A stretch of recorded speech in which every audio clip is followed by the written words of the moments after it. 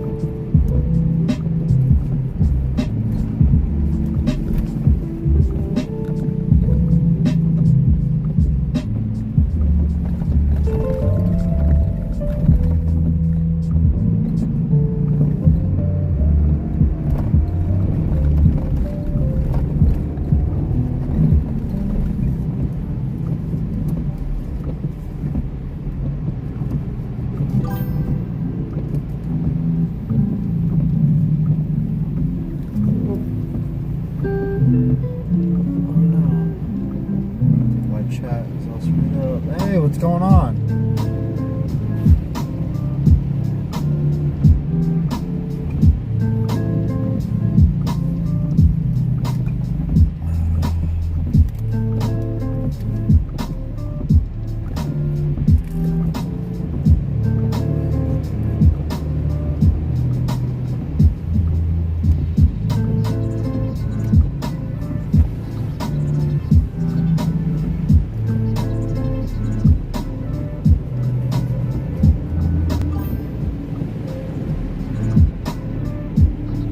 Well, it's wet, very wet. So usually, I don't want to say it's a great day because I'm dreading getting soaked all day today.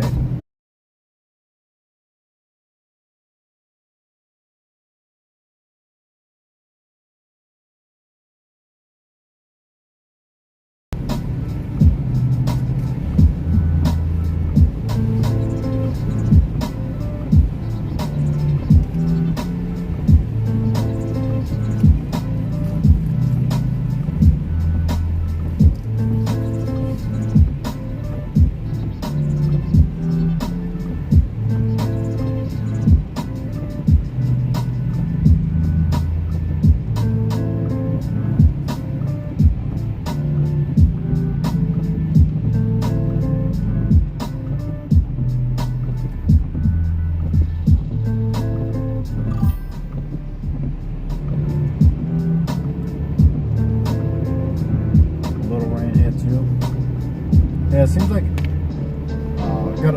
I have a buddy down south, and he says that they were going to be getting storms today.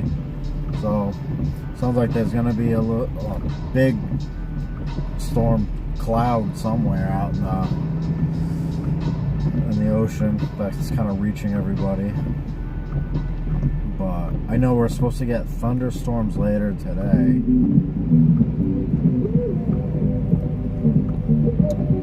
But isn't rain good for you? You got all the garden groaning and... Sorry, I'm a little loopy. I'm still so tired.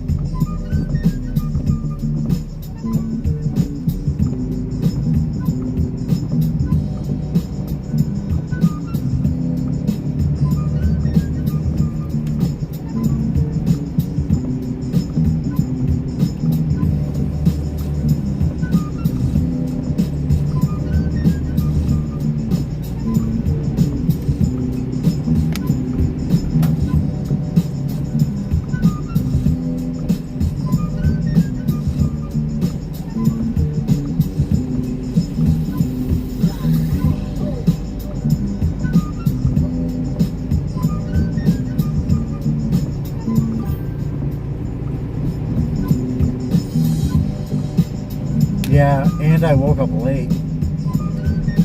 I slept through my alarm, and then my wife's alarm, which goes off a half an hour later.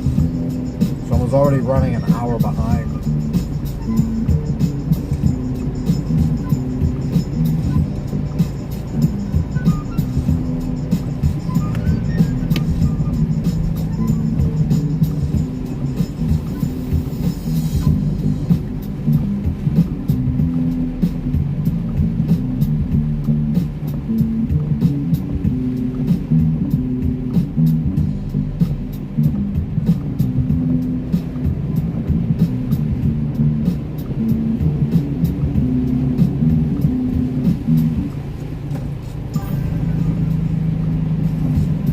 Yeah, I think so, but my boss has me going to the office right now, so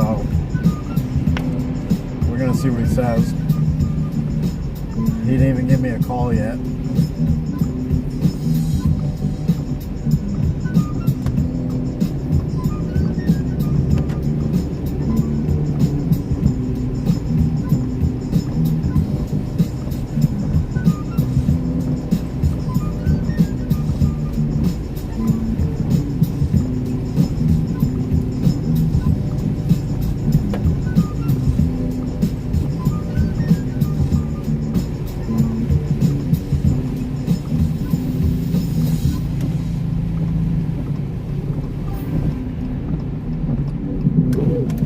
Oh, she laughed. She she thought it was awesome, and then so she was playing Construction Simulator on PlayStation, and as a joke, she put it on that way. So she says that she was safe.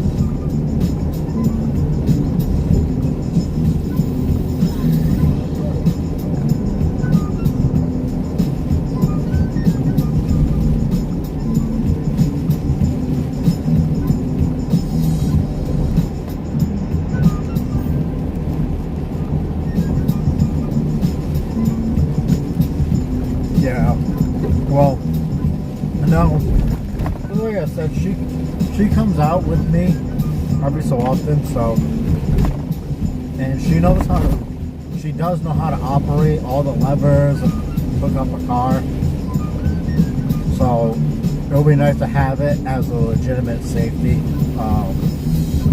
vest when she comes out with me, because especially if we're out at nighttime. And there are some places we go to where it's required, you gotta have safety gear.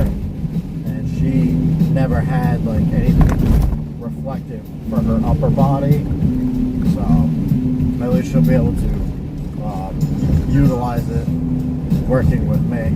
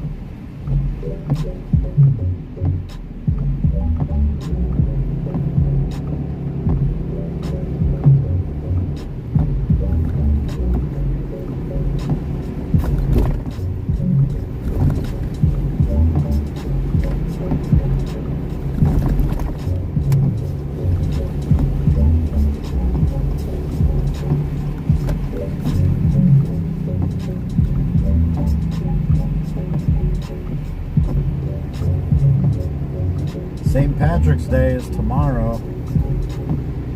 So you gotta be careful. Don't want to get hit by a drunk driver.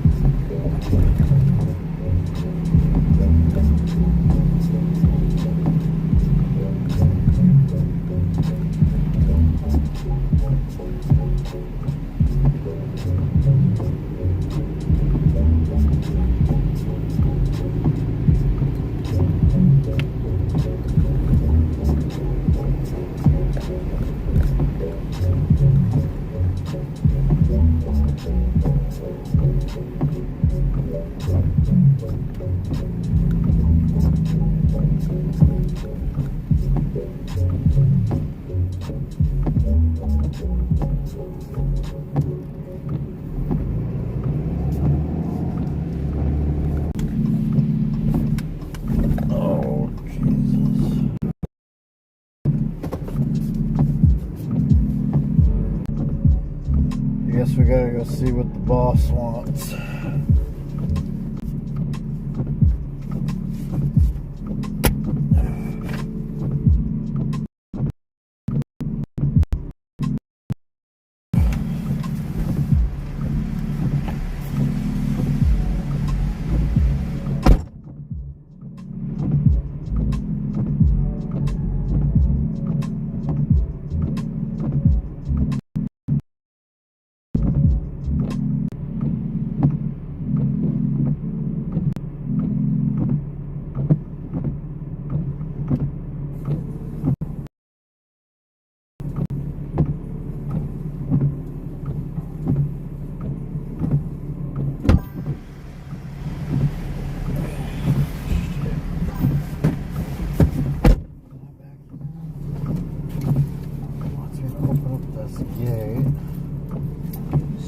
Hoping I don't have to go do jump cars.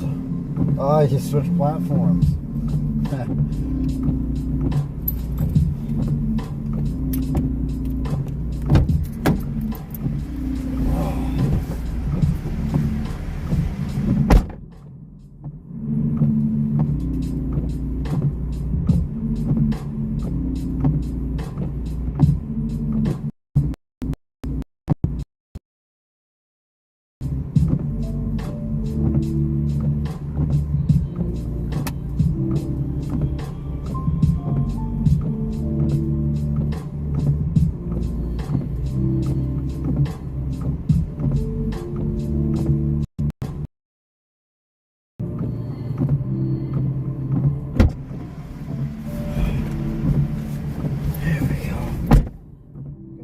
open. He asked for it open. I don't know why. I guess we'll find out again.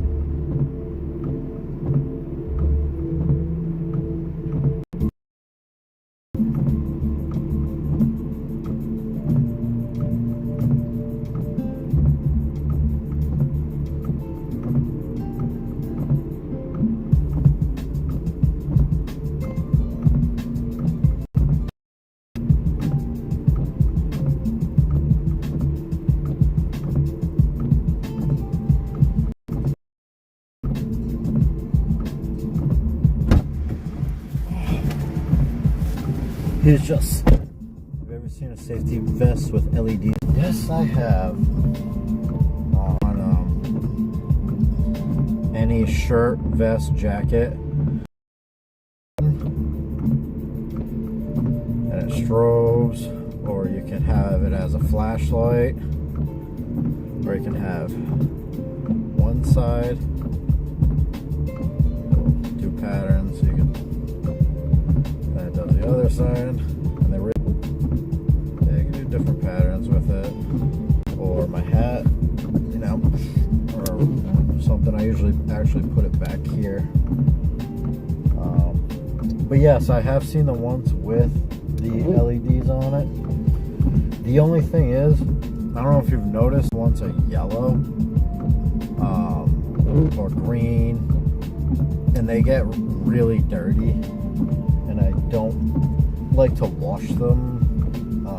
Well, I don't like to wear them professional. And black kind of hides.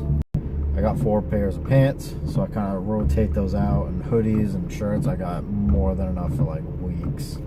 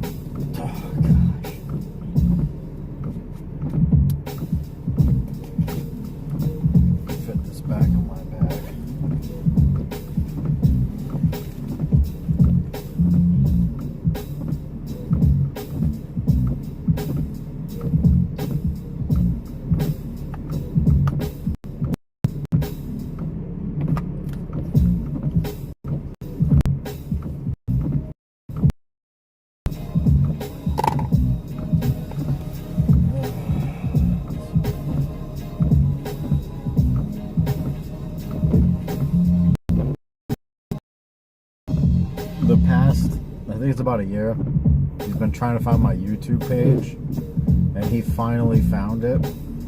So he was in there like, oh hey, you got a really nice page, because he I guess he used it because one of the guys over the weekend didn't know how to do something with the Porsche, so he got to use it, and there's been recent calls that he remembers. So he's like, yeah, it's actually really informative. I'm like, in my mind, I'm like, I have some that are in the books that I can use because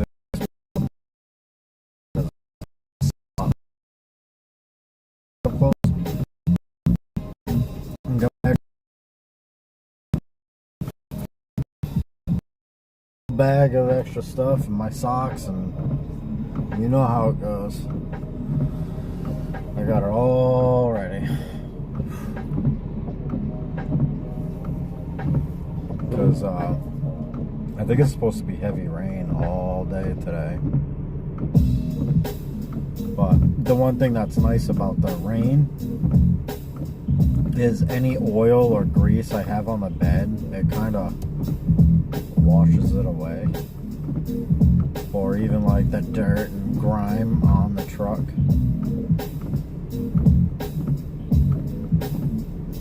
I mean, I usually wash the truck myself at home, but it's kind of been too cold to do that, and I'm afraid of it freezing overnight.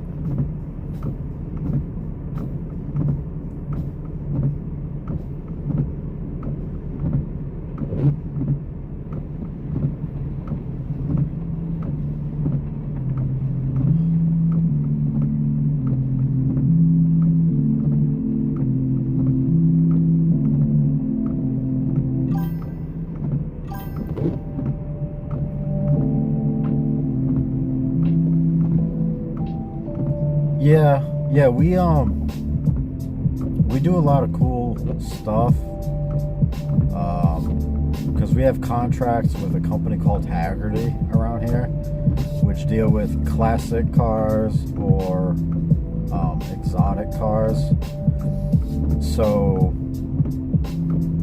I usually have actual pictures of them, as much as I can, but some of them are clients that, like, I can't video or take pictures of the area, because I usually like to do it when I hook it up. So they want their privacy. So I don't normally get a picture, their wishes. So, you know, we deal with a lot more than what I can show. But I think one of my favorite cars was it was a 68 Camaro, and they actually use it to do racing in. So what they do is that it's a drag and drive event, so they'll drive it to the next racetrack, race it, and then they have to drive it to the next racetrack, and it goes on for a week. Obviously it sticks out and they see it, and then they can follow me, and then, you know, we don't want the car getting stolen. So I was able to take a picture of that, but it went to a warehouse where he has a bunch of other cars, and he had some cool cars in there too. There was a Mercedes I did. It was an older Mercedes. But he even told me too, he's like, don't let anybody know. It's almost like in one of these buildings downtown, it's got graffiti on it. Like, you can't tell that it's in use. It's just because over here, you know, people will either vandalize cars or take parts or even steal the car, because they're worth more up here than a lot of the other places if they're in a good condition, because cars rot completely out. That's why, like, my Studebaker is parked behind my house and not And even with my wife's BMW, I park my truck in the middle of my driveway so nobody can walk up or even do anything. And then we have cameras all over the house. And we live in a nice neighborhood too. We live on a dead-end street. Nobody really goes around there, but when we were living in Woonsocket, I had a 7 Series and somebody broke into it, so that wasn't good. And same thing with my wife's car. I think she either had a Jeep or a Subaru at the time that somebody broke into. And then we had a neighbor. They had a huge sound system in it, but they put like the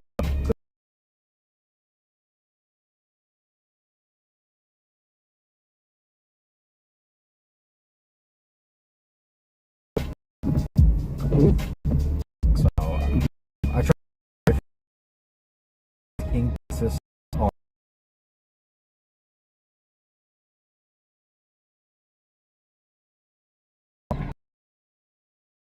The company, he has really nice cars. He lives in like a mini mansion.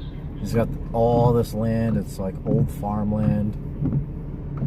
So a lot of people will try to keep things incognito around here just so they don't get messed with. But his wife drives a brand new Genesis, but it's not really a hot ticket item around here. And I'm sure, I think once the summer comes too, we're probably going to get calls for vehicles that have wheels stolen off them. I noticed that once springtime, once the nice weather comes, people go out and steal wheels off that because it happens so often. And the Hyundai recall where people were stealing Hyundais or Kias, which is a pain.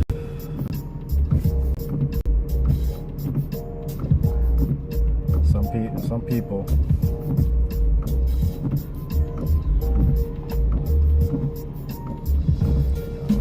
A lot of people out there aren't nice.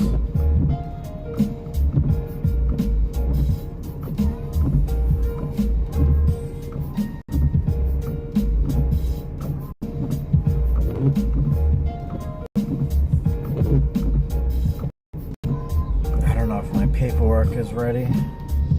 I just saw the other guy. He's leaving. He's got a really nice truck that he has. So I don't know if you saw it come in, but that one's our newest truck, and it's a beautiful truck. They asked me if I wanted to drive it, if I wanted to switch, but I personally don't like to have the big trucks, just because trying to fit in some places, it's tough. Plus my Dodge, I love my Dodge. It's comfortable, it's roomy.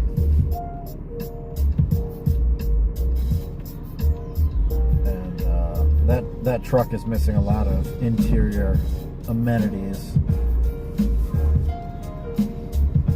Like, he doesn't have onboard nav, which I really love having.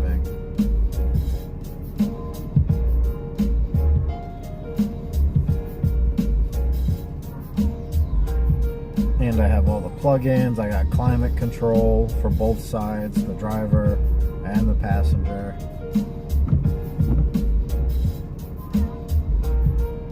But both trucks are diesel. These are, we have this truck that's a diesel.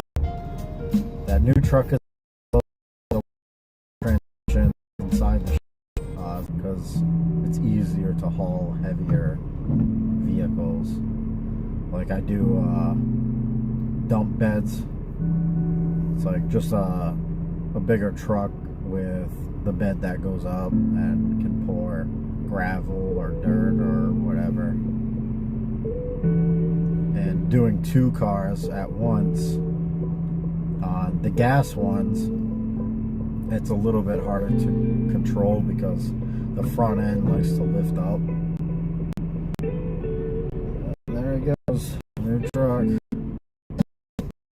Hauls, which can kind of be a pain, like the Amazon vans, because they mostly are EVs and they store them inside. So getting them stored inside is such a pain to get out. Oh man, I gotta wake up. But I'm gonna head in and see if my paperwork is done. That way so I can see what I'm doing. So I'll probably be like 5 minutes. And I'll be back.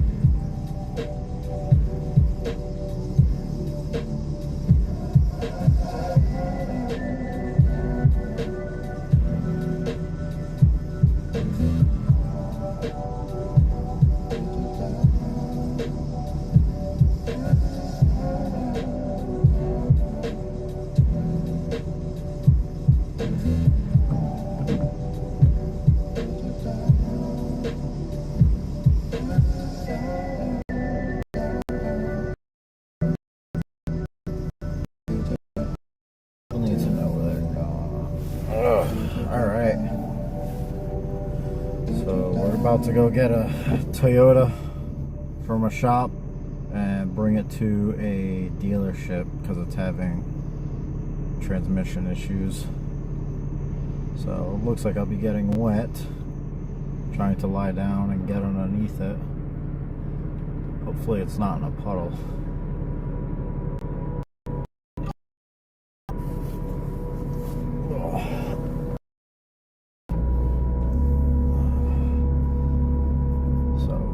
From East Providence to Providence, which is, to get there, probably looking at 15-20 minutes depending on traffic, and probably 10 minutes to get back. we're going to a shop that I've never been to before.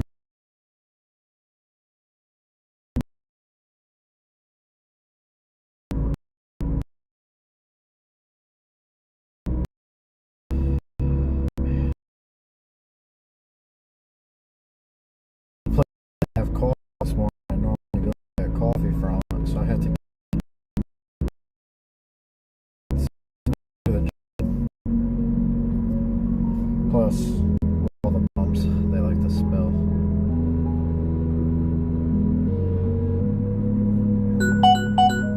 There it is. That's the tone. Oh, it's at the dealer. Going to 15 Buckland, which is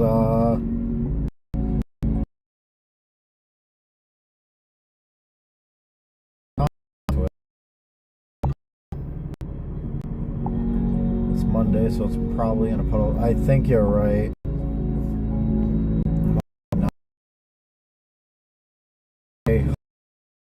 Back.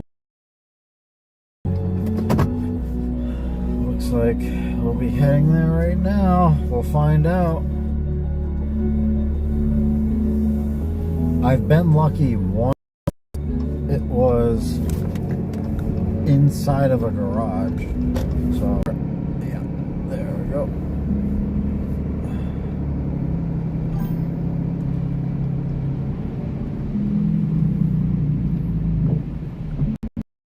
Got a green light, and here I am stopping.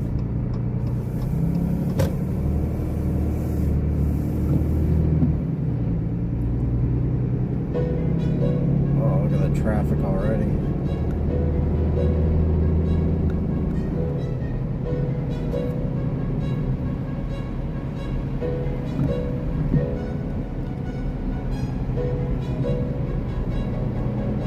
Trying to see where this goes.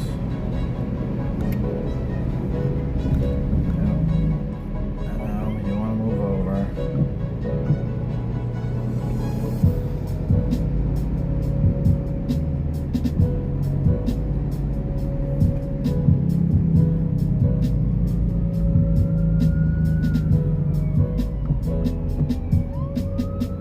Sirens.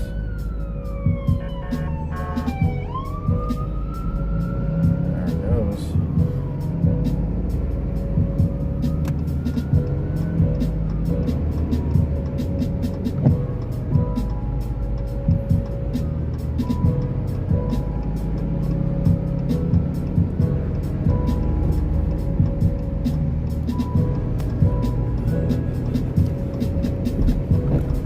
Saturday when I was working for the state, yeah, what's this, 8:30? Yeah, so probably be backed up for the next 2 hours. Yeah, so when I was working for the state this weekend, I got permission, so there'll probably be some Saturdays that I have to work there. It's very boring, but I do like to show people because there's a huge debate over here whether or not it's a waste of taxpayer money. But we do get calls every so often. Saturday I got no calls, so I was kind of hanging out, watched some movies, and did not get a call at all.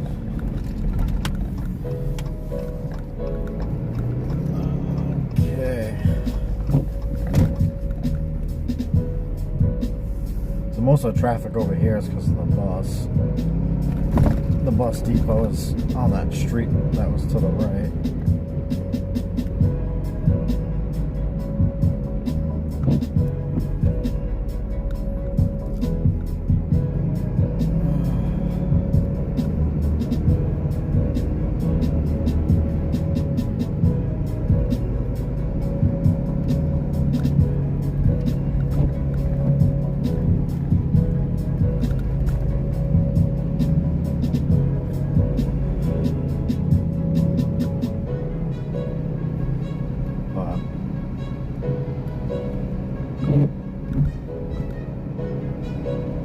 So Friday after I got home, was able to go out once my wife got home. I got myself a nice racing sim setup. Super exciting for me. I've been wanting one for a long time, but they're quite expensive. So I got the wheel and the pedals. I think that was like $600. And then I ordered a cockpit so I can actually bolt it, because I had it attached to my desk and it was rattling things off of my desk, because I kind of have a PC setup for the console. So I have my monitor, my console, and a few doodads on a desk.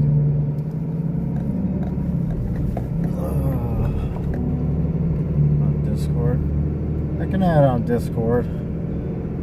I just can't really add while I'm working right now.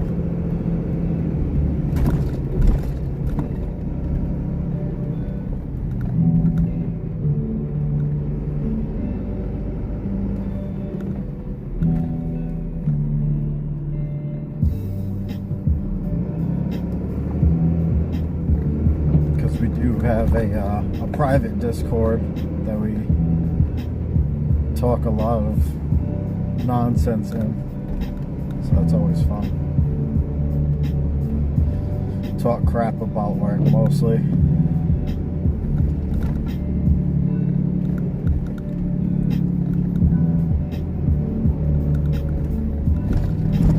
It's not a big one. It's usually just 4 of us. It's one of my buddies in North Carolina, my cousin, Horizon 6. Yeah, I really enjoyed Horizon 5 when it came out for PlayStation. Didn't touch it because I even got all the DLC, and my buddy already beat it, so he was doing it with me, and we flew through that game. I don't have the platinum for it though.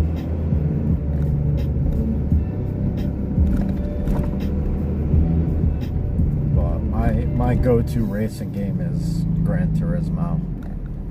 I've been pretty hardcore into it for such a long time. I remember playing the first one, and then I've been hooked ever since.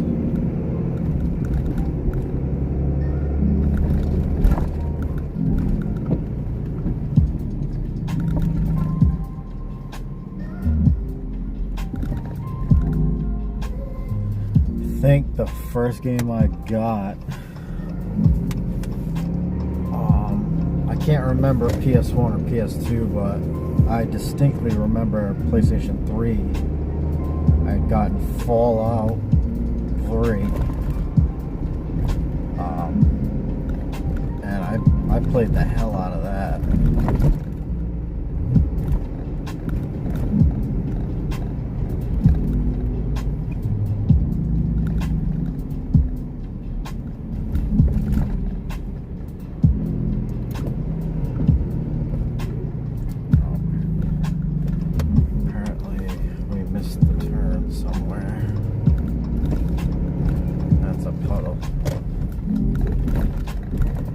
Roads are flooded.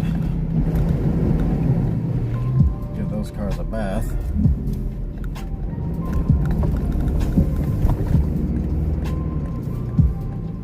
Speed hump. Yep. Oh.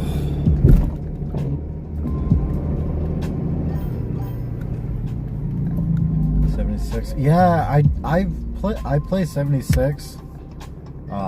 Even though it got a lot of hate, I still enjoy it.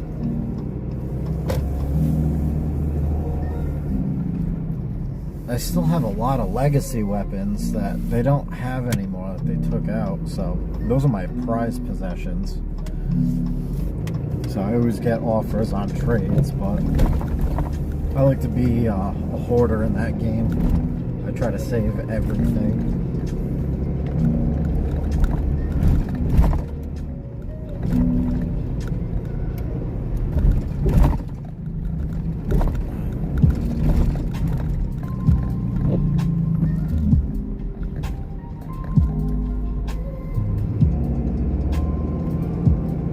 did like the new DLC that did come out, but that was pretty quick to beat, because I think that only took me 2 days to complete that. But it seems like there's going to be more there. It's just a matter of when.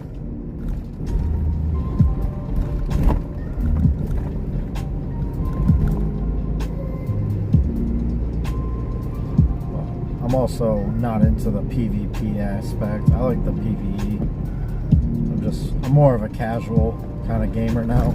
Get out.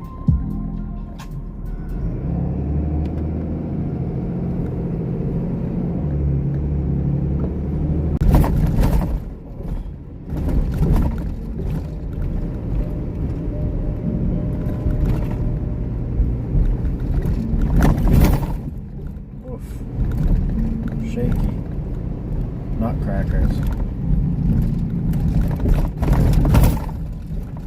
Gosh, these roads are so bad.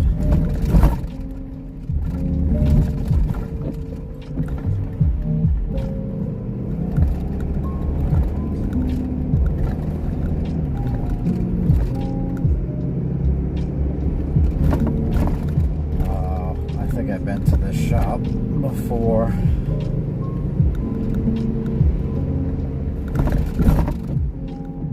I think. Do you have any Mr. Vault Boy mascot from the Pringles promotion? No. Whenever they've had a promotion, everything's already gone. And then I see them up for sale. So I completely missed out on it.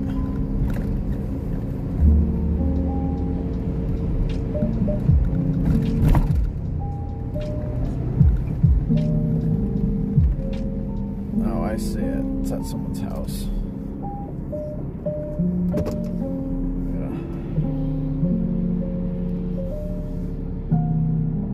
Gotta back up to it.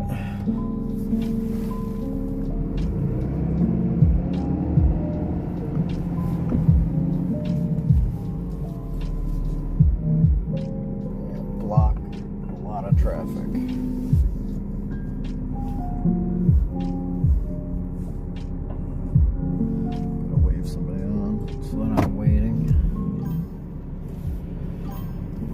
Oh, that's sweet.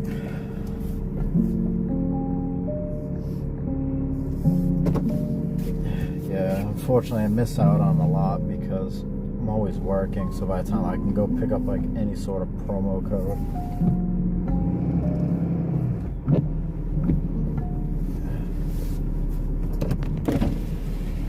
You're taking the Jeep, but I can put it on the side road if you want, if that's easier for you. Okay.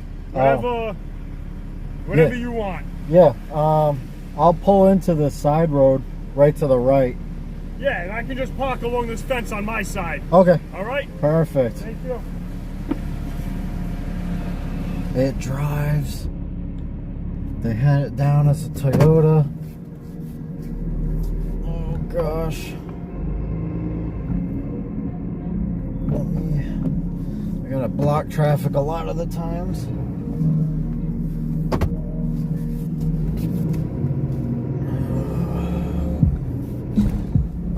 There we go. Park it right here. And then we'll deal with backing out once the time comes. But since this is what I'm talking about, I got the remote. I'll set up the bed. See it going out.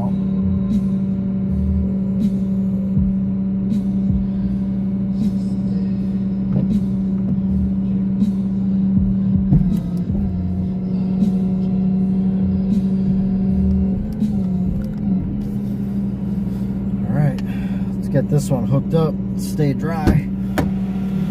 Nope. Gotta do my logs.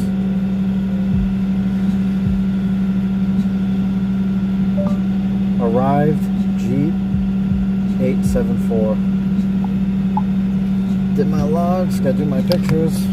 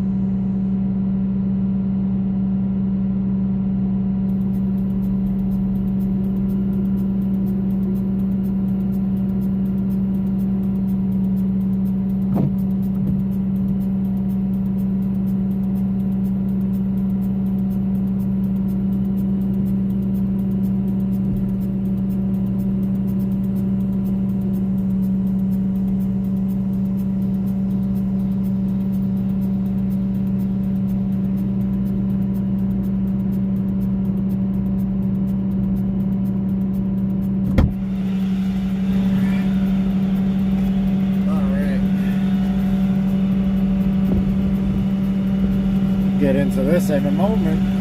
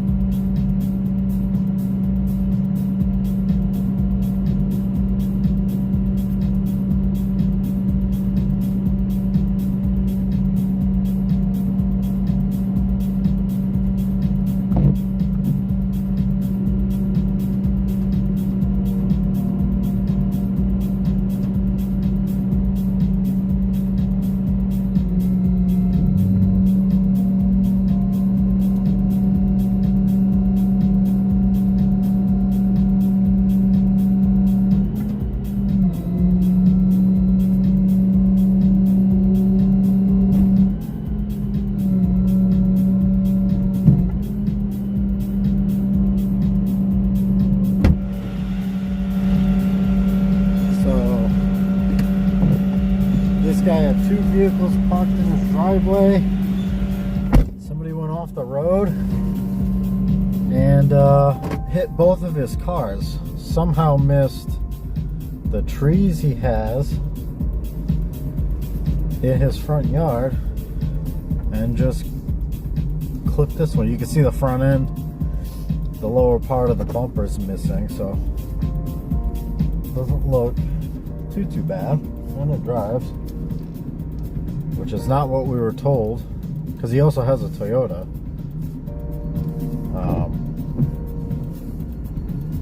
So I thought that's what we were going for, but apparently not.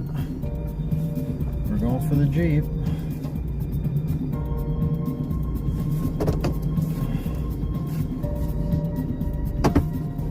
I'm trying to make this turn. There we go. Kill the Strobies. Put the remote back.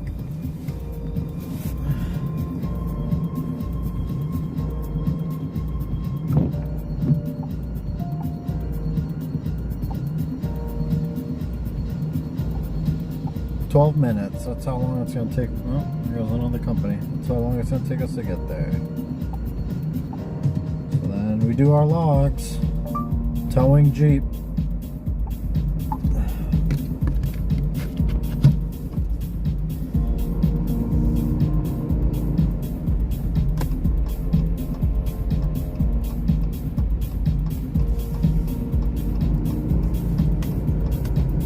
And we're on our way.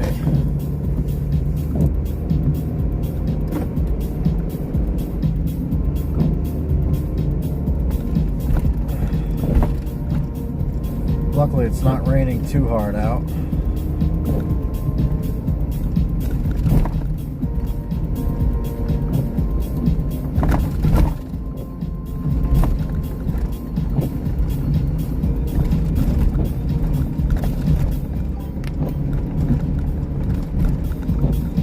Yeah, that's exactly what he said. He's like, that's a way to wake up on a Sunday morning.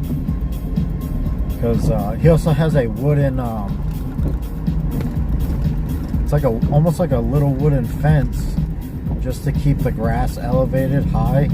And they somehow went over that to hit the cars. So I can only imagine what the other car looked like. I'm assuming the whole suspension underneath was probably damaged.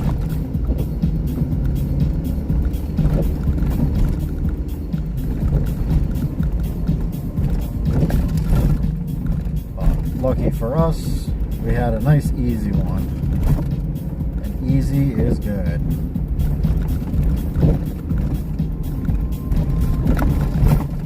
Best case scenario right there.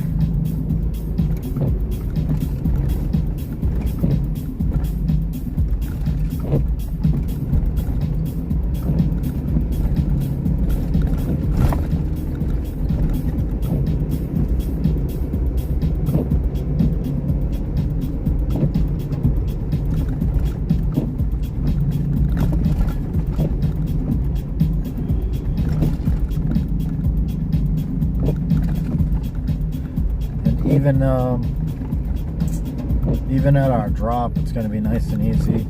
This body shop has a place for us to park if the cars drive. So we just park in that spot, unload it, drive it into a spot, go in.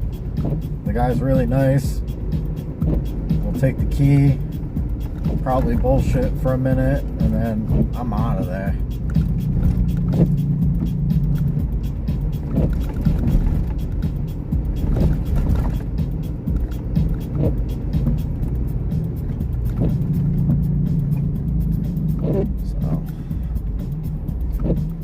Hoping that it lightens up throughout the day for rain. So tomorrow I have a little bit of a different shift where I'll start at 6:30. I usually don't start the stream until probably around 7:30 because I got everything ready. I'll fuel up. But then tomorrow is, so we'll call it 7 a.m. to usually on the road until 10 p.m. And then I get calls. I'm on call overnight. So if a police call comes in, I gotta go do that. Even if it's at 3 in the morning, gotta wake up and do that. And then I'm back to my regular schedule.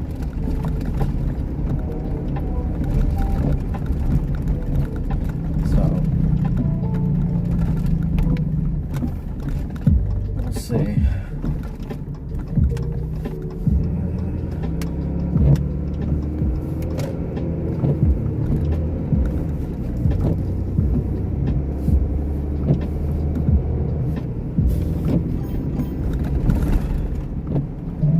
Yeah, it happens.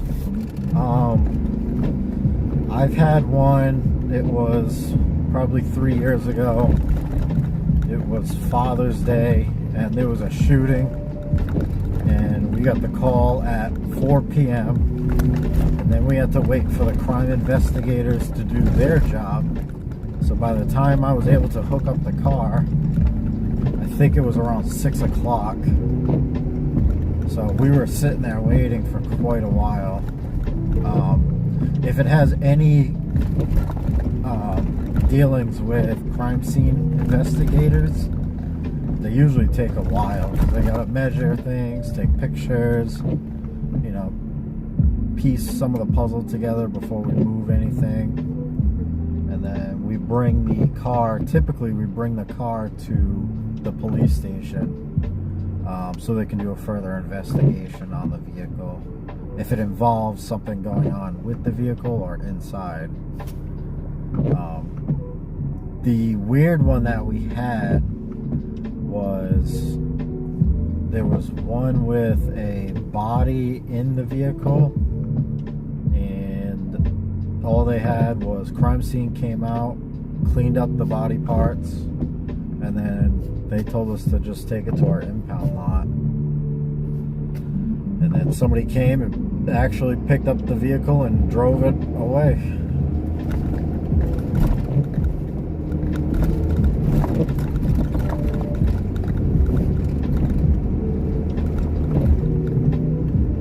It could also be something simple, like driving without a license or unregistered, and those are easy because you just drive them right up, got the keys, drive them right up. Usually only takes about 10 minutes from getting there, picking it up, and then bringing it to the impound. So leaving the house and then coming back to the house, it's typically only about a half an hour.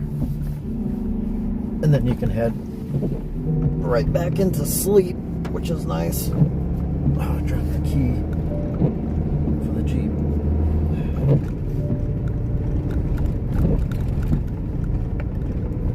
We do have 2 guys working overnight, and typically the other guy gets called in because he's closer.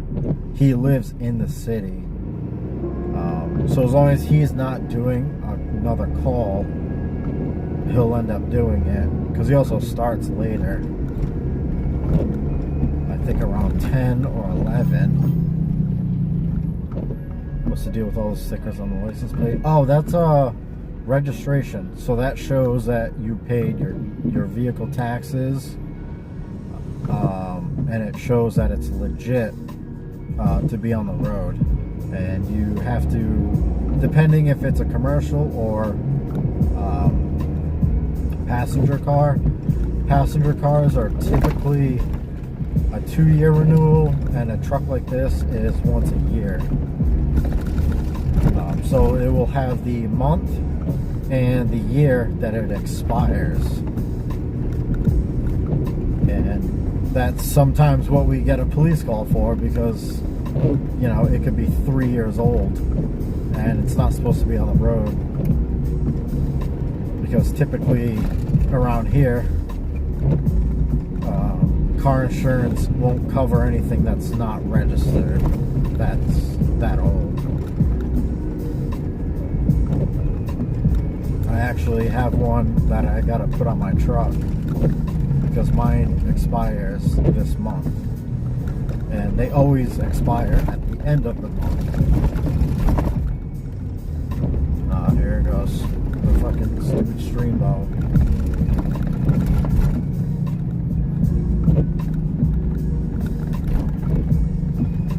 On Twitch.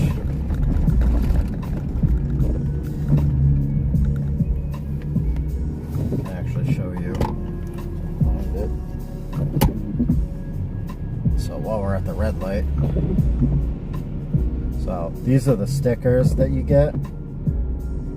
So March of 27. Yeah, they always do.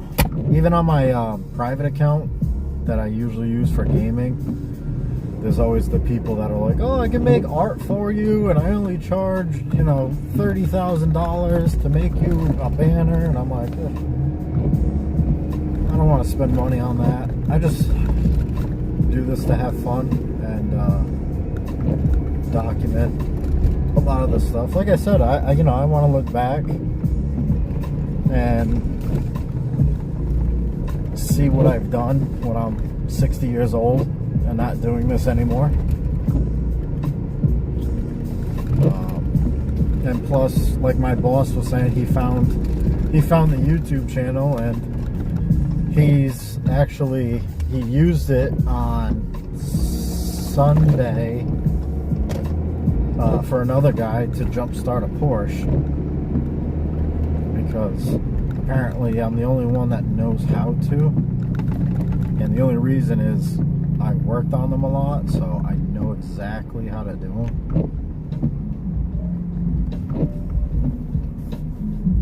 And here we are at the body shop.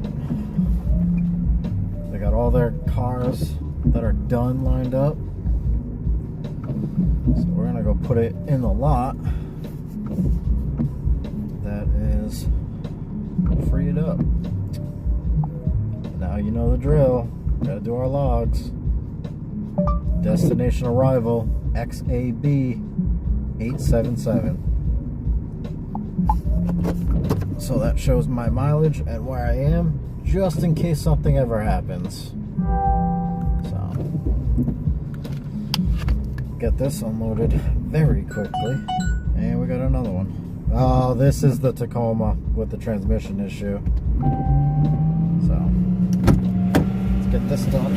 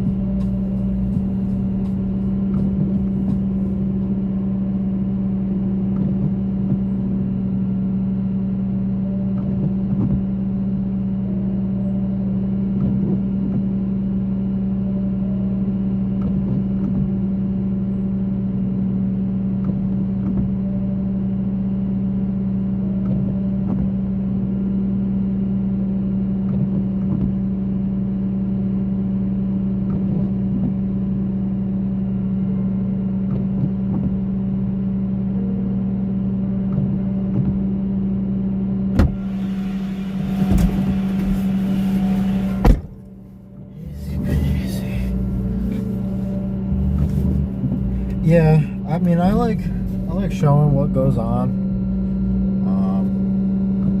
how things should be done.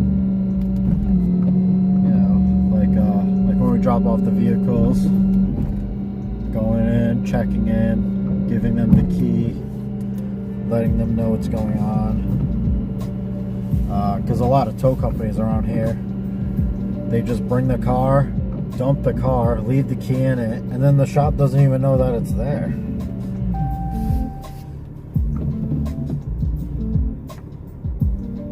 You know, and I get asked questions all the time, like, oh, is it like you see on TV? Because there's some shows about towing. I'm like, not really, not 100%. You know, because they do a lot of editing. When I was doing repos, the repo shows were big, and they always thought it was just like the show, and I'm like, nope, repo's the showing. And that's how cars, yes they do. That has happened to my knowledge once. It was at a high-end dealership. It was at a BMW Mercedes dealer. They left the key in it, and somebody drove off in the car, and it went missing. The tracker tracked it to New Jersey, and then that was it. They never got the car back.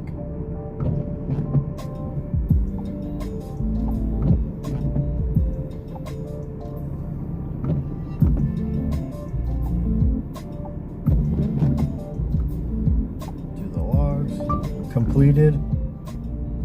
Jeep ER Toyota.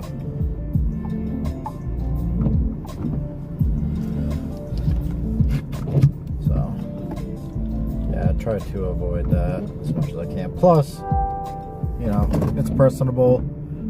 Going inside, talking to these guys, because we've had one shop, they invited us to a Christmas party, or they'll give us some swag like hoodies.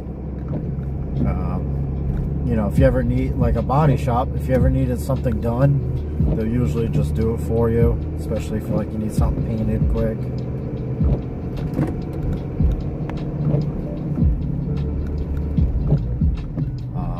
The BMW dealership that I go to for the personal car, for like my wife's car, they're always super nice because they see me in there all the time. So they'll make sure that they take care of my wife when she goes. When I had to go to Mazda to go get some work done, they told me that they were booked up, and I was like, oh, you know, I'm so-and-so with so-and-so company. And they're like, oh, then just bring it down, we'll squeeze you in. I was like, thank you. So it has its perks. Same thing with the police. You know, you get caught maybe speeding a little bit, you know, and they know what company you work for, and they're like, just don't let it happen again.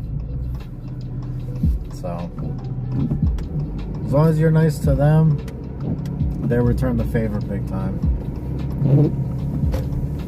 Roads look like. Well, we got 17-minute drive. Let's see if there's traffic.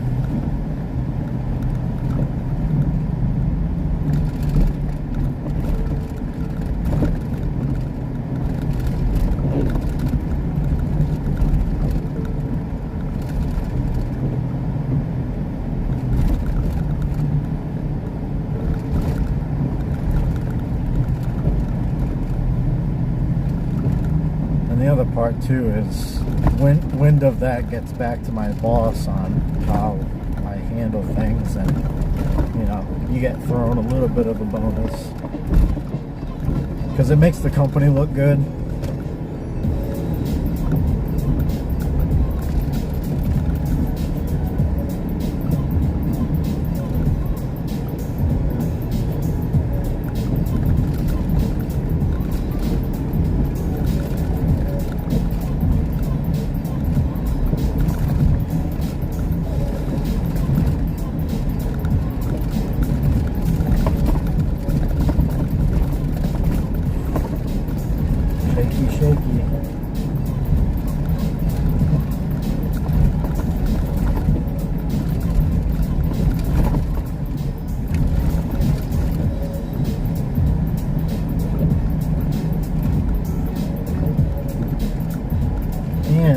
top of that, if you're very professional with the customer, you get tips,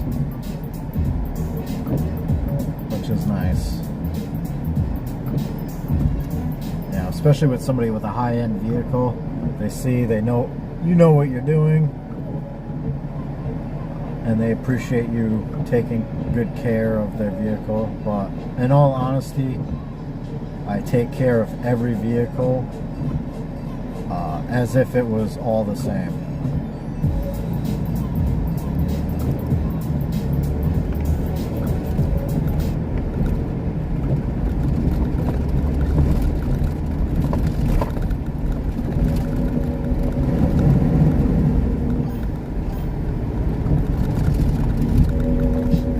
Tips for lunch. That's right. Tips for lunch, tips for coffee. I usually save up my tips to, as silly as it is, I use my tips for my cars. So that's how I ended up with the Studebaker. That's how I got the suspension and wheels for my Mazda. Been using the tips to even buy a bunch of parts for cars. But yeah, I mean, having the tip and it's like noontime and you start to get hungry, you're like, oh, you know, they gave me 20 bucks. You know, I can at least get something decent. Sometimes you can get a hot meal.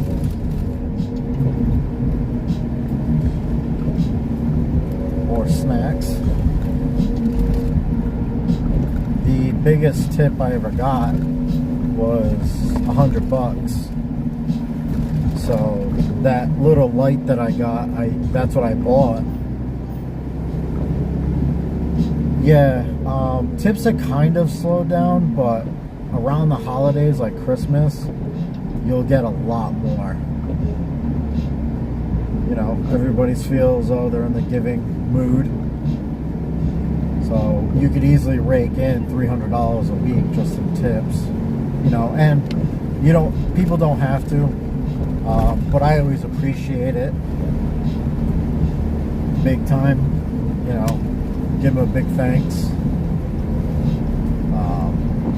Normally too, like there was a lockout I had to do last week, and the lady was like, oh, I'll give you a tip, and she's rummaging through her purse. And, you know, I told her, I was like, don't worry about it, it's fine, because I know some people are in a harder position than I am, so I don't always like to take people's money.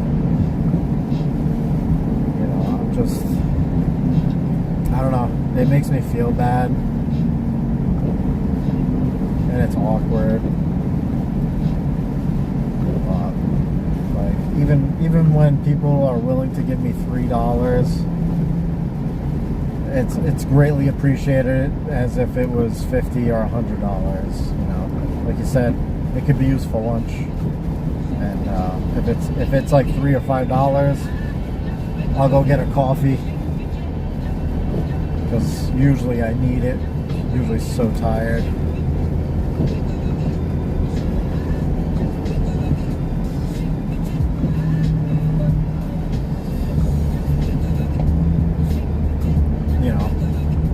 I'm hoping to make it big enough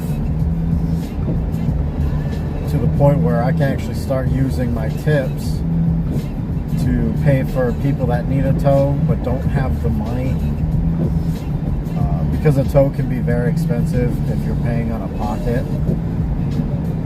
So I'd like to give back and be like, hey, you know, so-and-so or a group of people pitched in, so don't worry about it, we'll get you where you need to go, because I know that there's another channel that does that.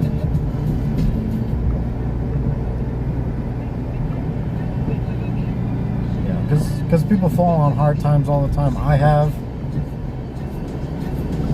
you know, and when your car breaks down or you get to an accident and you have to pay for a tow and you don't have the tow, it gets rough. People have kids, obviously that's their biggest concern, so they use their money for kids.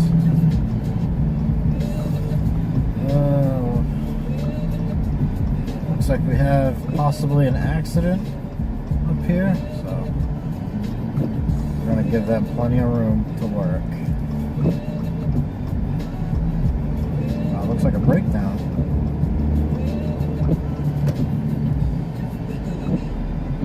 So I can see another tow truck up there. The big trucks.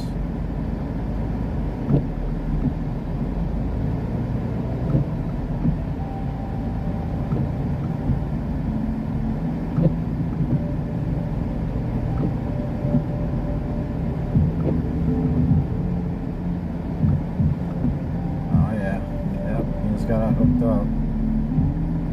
See the front tires off the ground. Those guys, that's a hard job. Those heavy recoveries.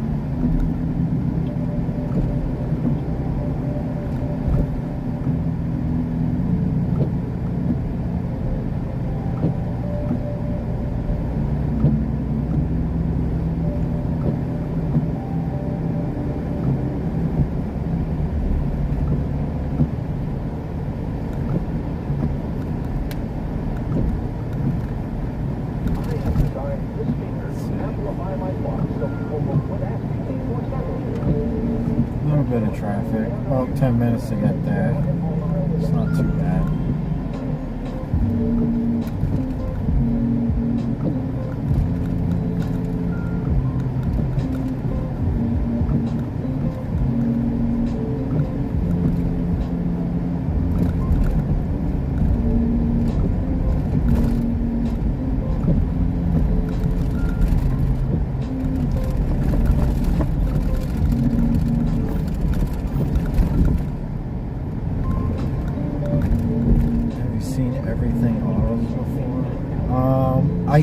I honestly, I can't remember if I have. It sounds really familiar. What is it about?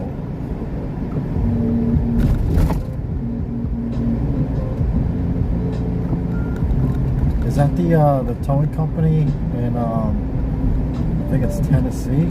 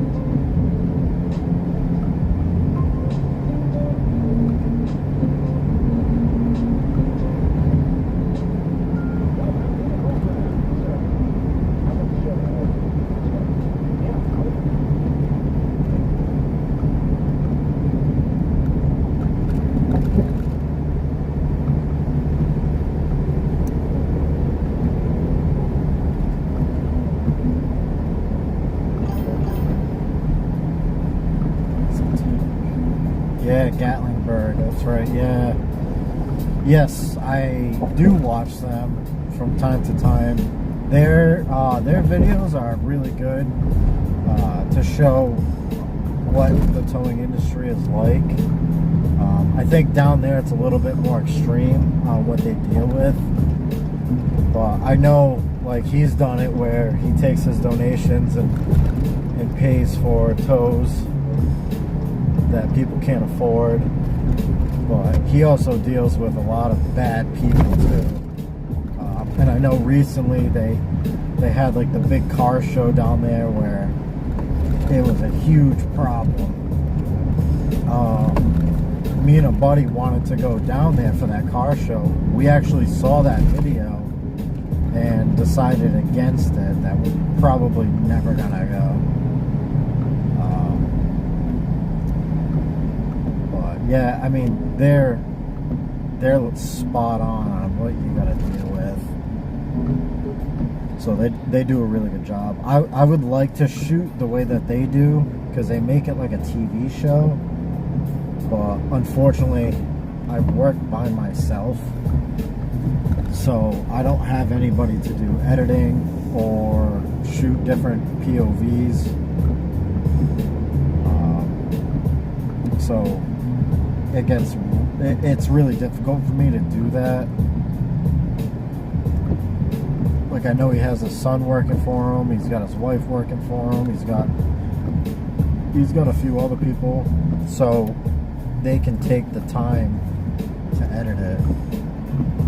But yeah, great channel. Honestly, I'm surprised a TV show hasn't picked up on them.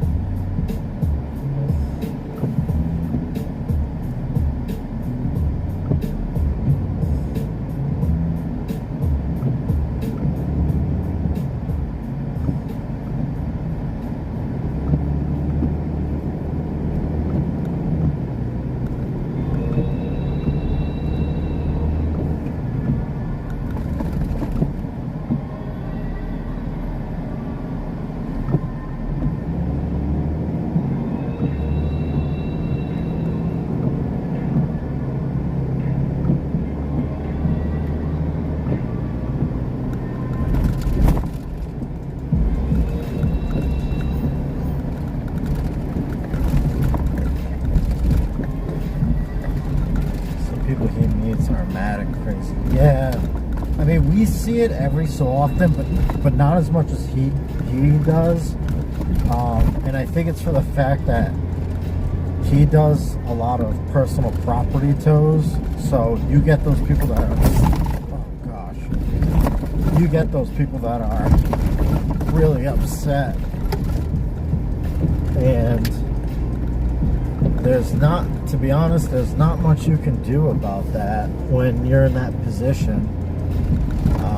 Like I said, I mean, for me, I hate doing personal property tows. I always feel bad, but it's part of your job. You have to do it whether you like it or not. And they don't want to do that, but it's part of their job, and sometimes you got to do what you got to do. I think a lot of people need to understand that, especially like personal property tows, you know, you are blocking either a resident's house or a business that needs access or shouldn't be there, because from what I've seen in those videos, Gatlinburg has limited parking, so it's tough.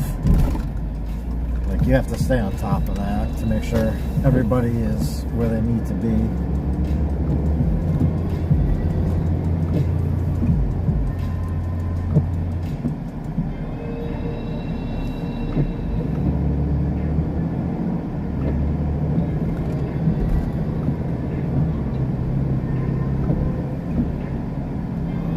Let's see, I'm in the hipster town.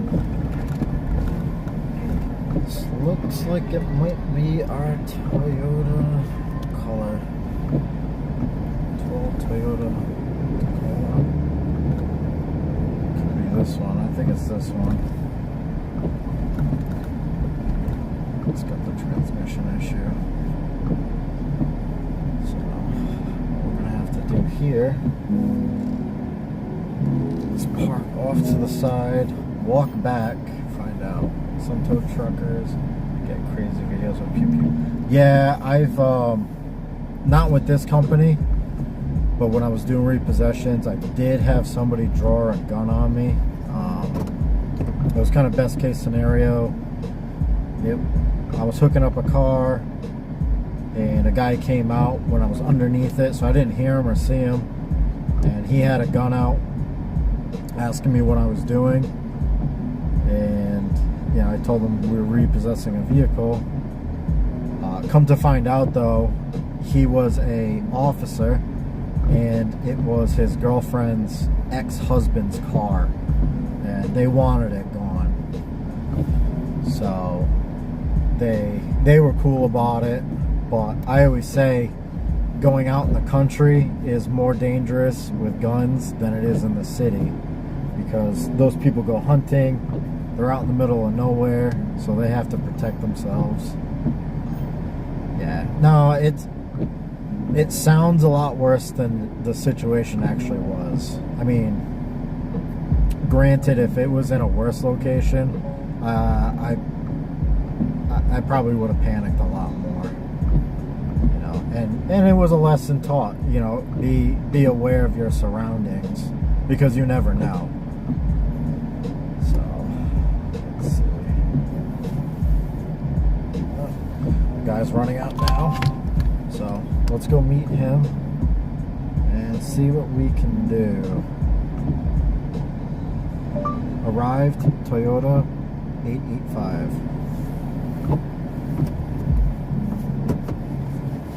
He's coming up to the truck trying to tell us.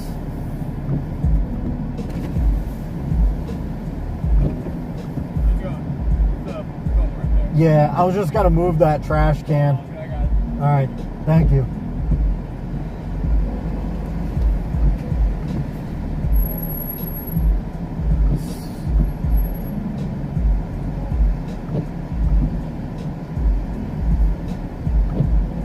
Squeeze in to my best of my abilities. It's a really tight fit.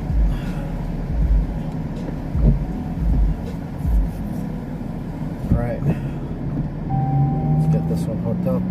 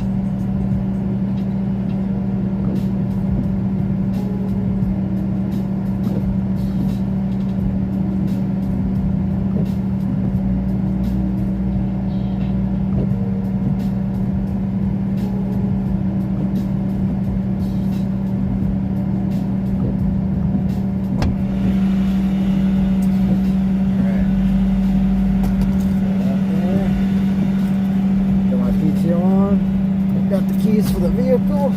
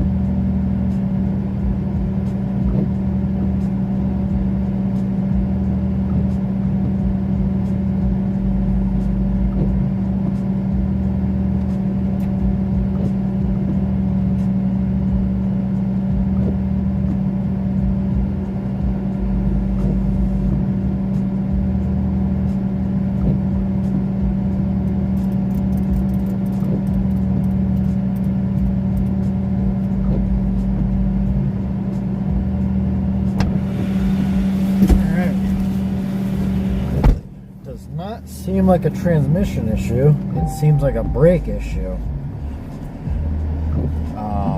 Seems like the brakes are locking up on that.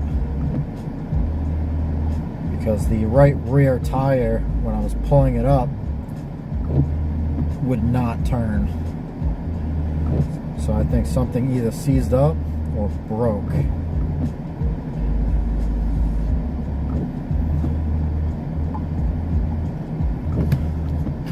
Sometimes in a situation like that, when I go to drive it or pull it up or even take it off, it ends up freeing up. But we'll see. We're bringing it right to the dealer. And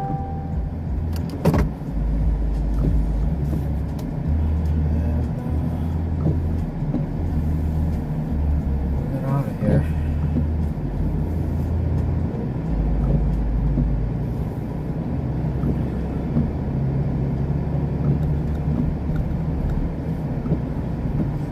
Turn off the lights.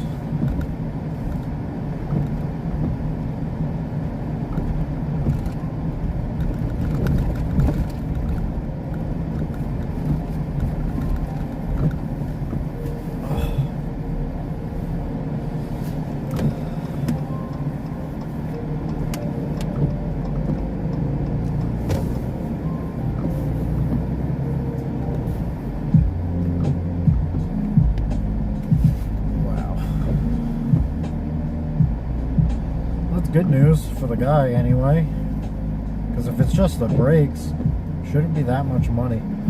I thought it was, from what he made it sound like, it was a transfer case, and typically transfer cases are quite a bit of money. So, and he said one day it was driving fine, he parked it since we had the blizzard a couple weeks ago, and now he's having the issue. So I told him, I was like, I don't know if something got rusted enough and things are just stuck, because it can happen up here. We got a lot of rust.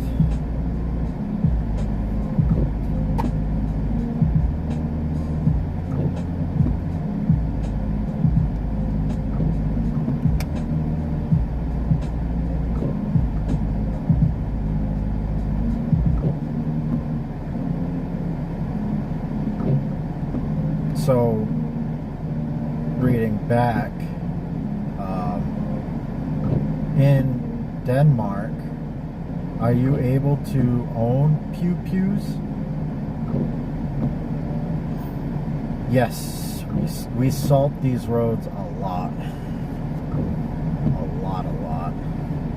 That's why it's nice when you have a day like this where it rains, because then it washes it all away.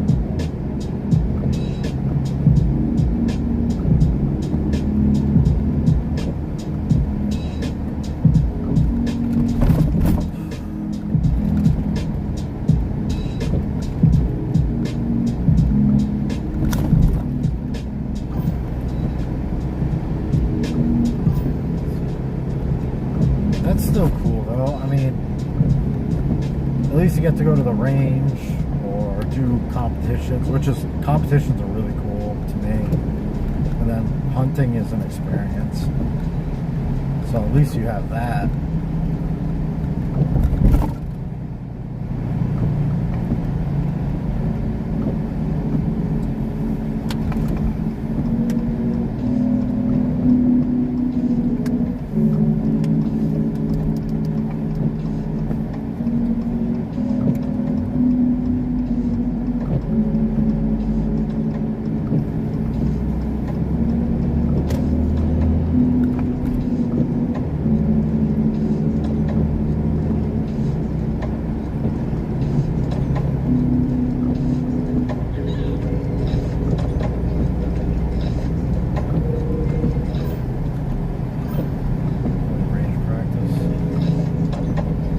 Yeah, but that's fun. You get to blow off some steam, and I like doing it too because, you know, it kind of takes your mind off of everything else around you because you have to focus on one thing only. So everything else kind of melts away for the time being. Just enough so you can clear your head.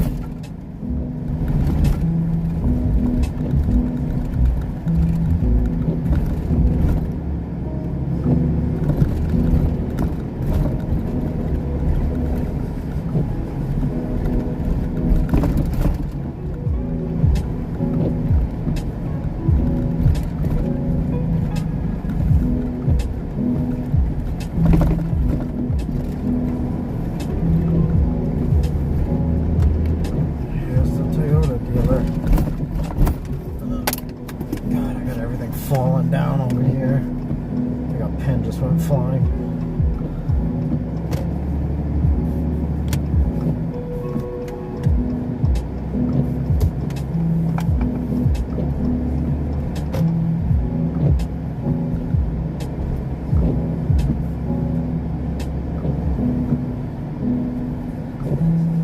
So to drop it in the back, but my friend, very limited on space. Oh, God.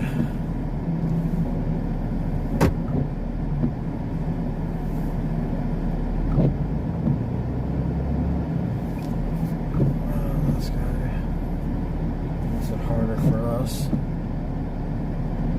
to maneuver.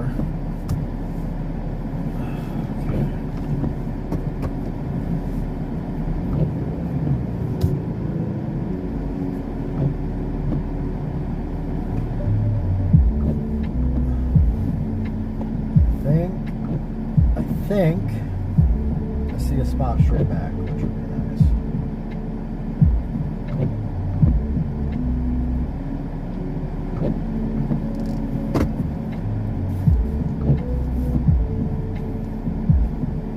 It's not straight back, but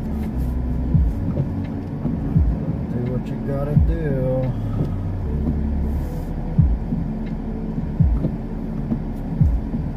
We're gonna try our damnedest to get this lined up as best as we can.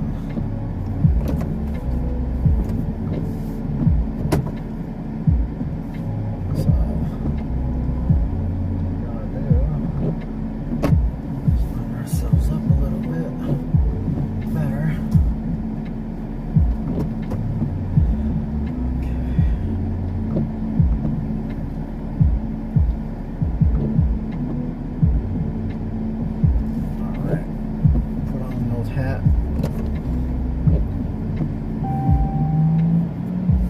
Get this thing off.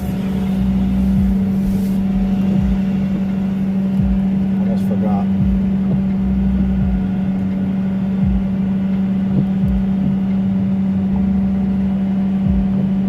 Destination arrival dealership 888. Actually, you can see the salt on my gloves. How bad it's been.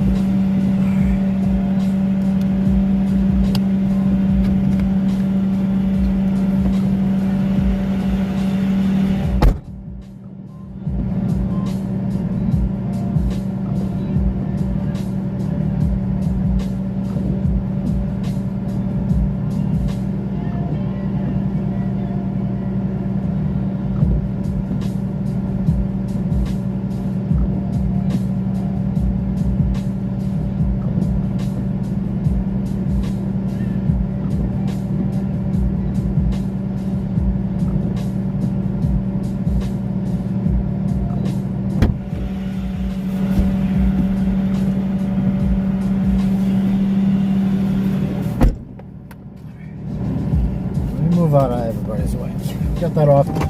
It actually, oh, excuse me, it actually ended up freeing up and moving on its own power. Which I told the guy, I was like, sometimes that happens.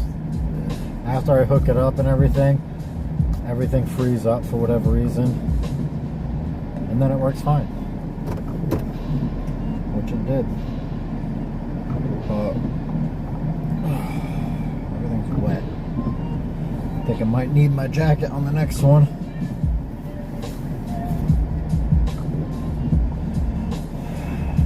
Because we have a Range Rover. Completed Toyota ER Range Rover. Which I hate doing Range Rovers, but it shows a right front flat tire, and we're taking it to a body shop that we have a contract with. So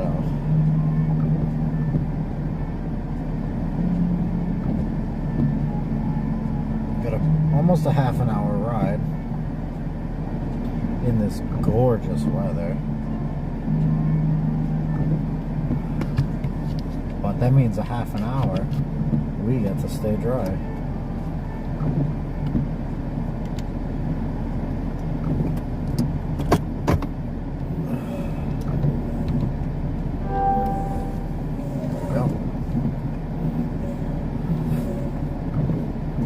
Soaking wet. Should have worn my jacket, but brought a spare hoodie, and I'm wearing my rain pants today, so at least my pants are dry. Because I don't like having a soggy bum.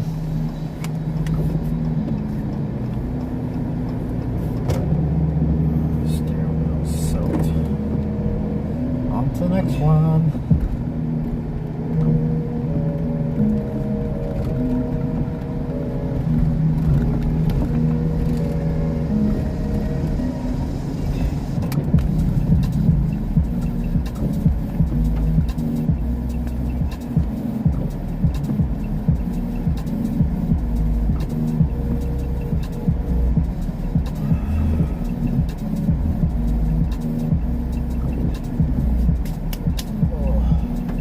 And I usually keep a towel in here, but I actually brought it in over the weekend to wash it and forgot to bring it with me. That was my own fault.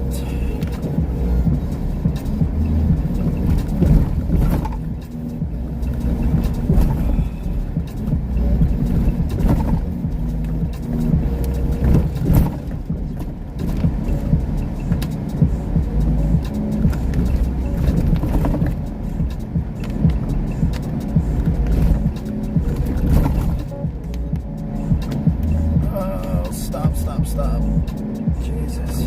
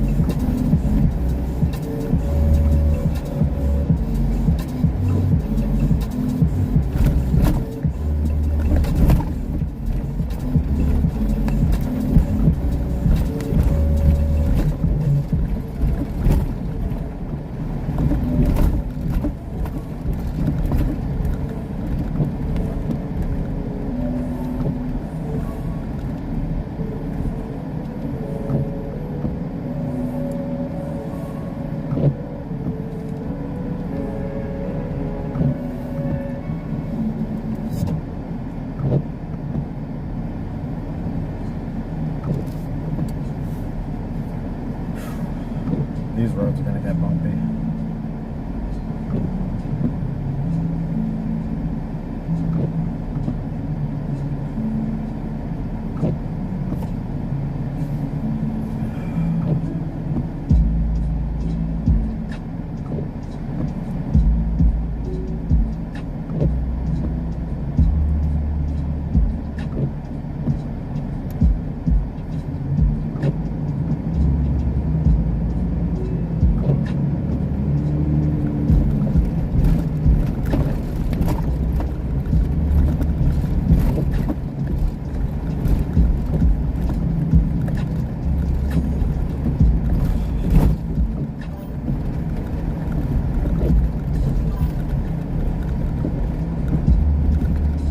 Roads, yeah, and it's been like this for years too. Like that specific spot, they need to really fix that. Oh, that hole! Oh my God, my jacket.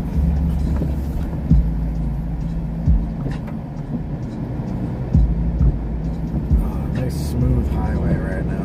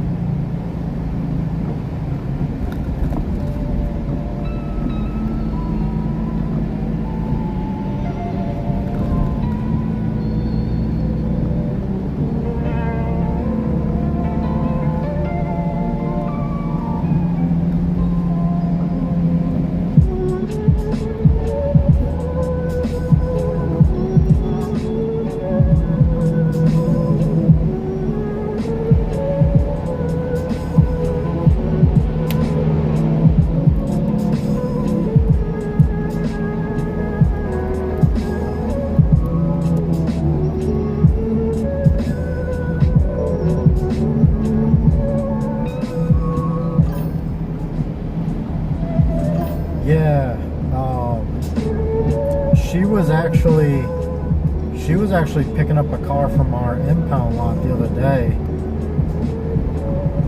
So I wonder if she covers this area, because that's a very big company, and it's usually like a sign. We'll give each other the wave, or at night you might see, we'll flash our strobes at each other just to say hey. It's kind of a sign of respect. She waved, just to say hey. She's got a nice truck too. She's got the same truck I do. It just doesn't have all the options I have.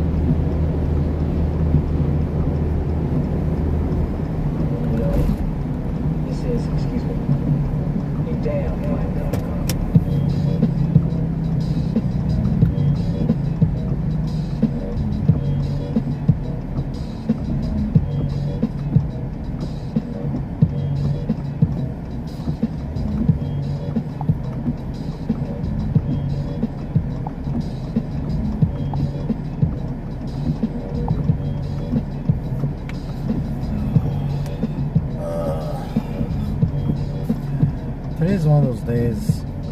It'd be nice to stay home, warm, dry, or go on one of the long tows.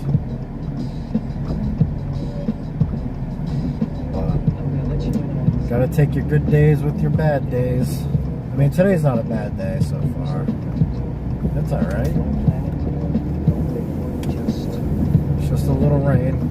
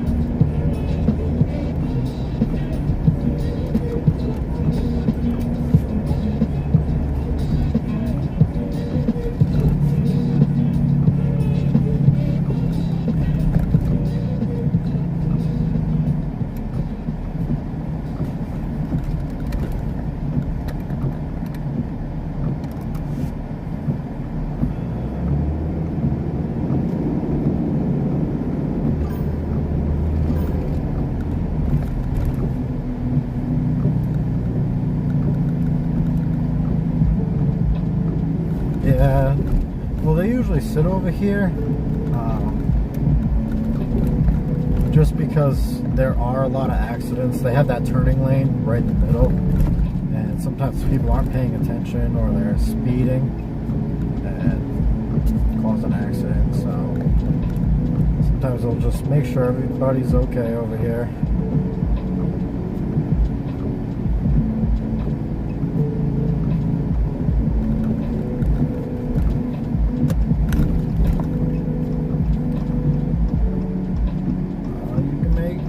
I think you could have made it.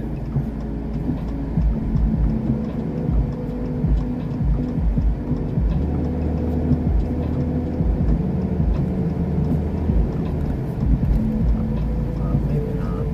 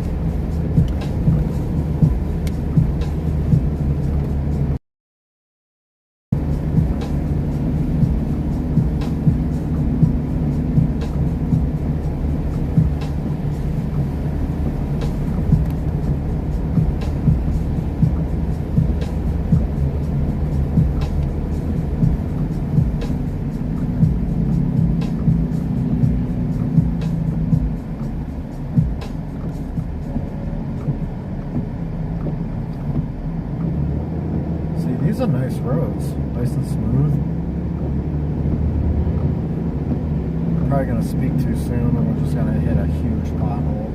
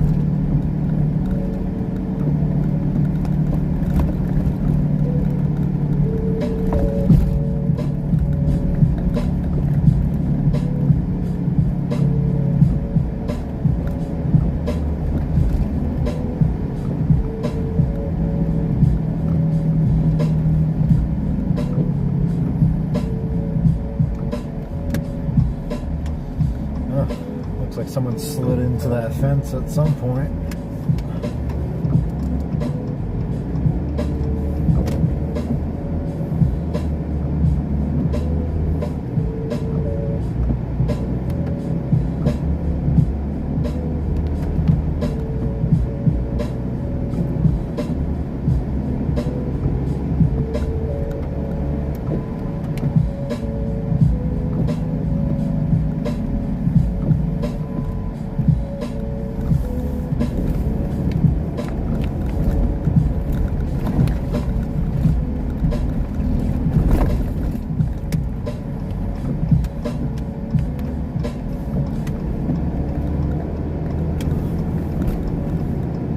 Nice little area. Ah, I see it. Off there to the right, or left, sorry. Right in front of that plow truck. So, actually, let's make this easier. Park on the opposite side of the road, since it is a dead end. A little cul-de-sac, so should give plenty of room to get it out of there.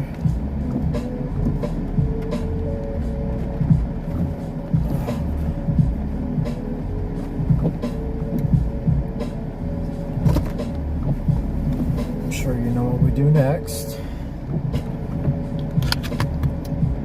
Our logs.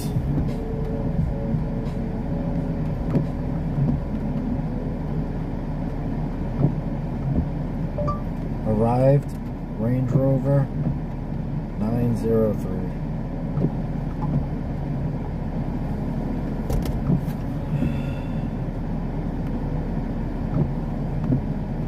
Doesn't look that bad, but I might bust out the jacket for this one. It's because I'm already in it. So, get this on. Go make contact with the customer. Get it loaded up. Take our pictures, then get it loaded up. I get this ready. And get our gloves.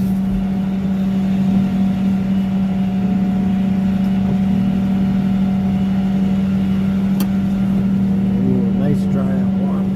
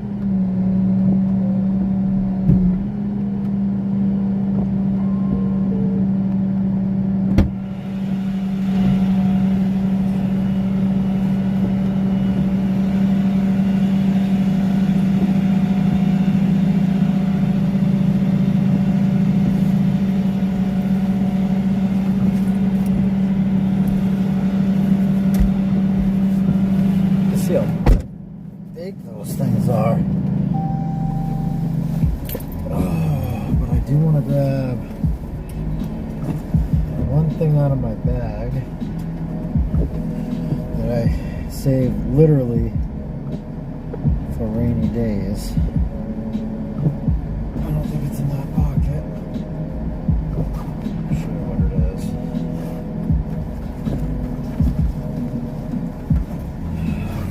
Camera equipment.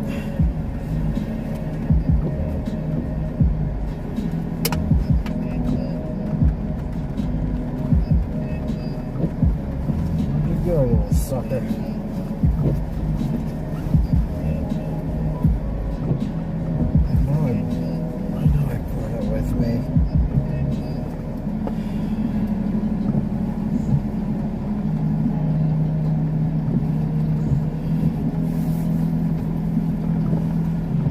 GoPro.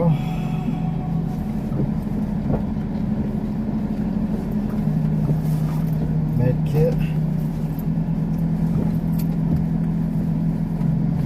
Is it not in here? Did I forget it? No, I was looking in the wrong pocket. Put all this back.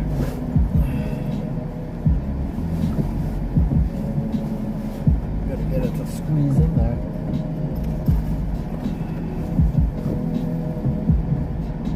I might try to charge the GoPro. Because I've been charging a little bit. I tried streaming off of this, and my hotspot was just not happy with having it on there.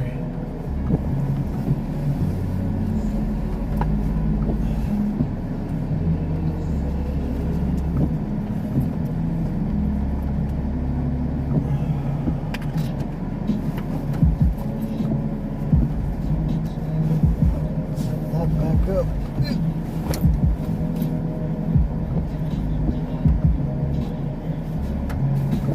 Just keep it over here for now. Oh man.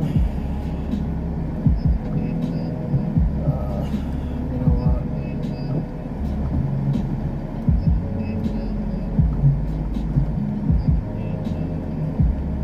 Put that there.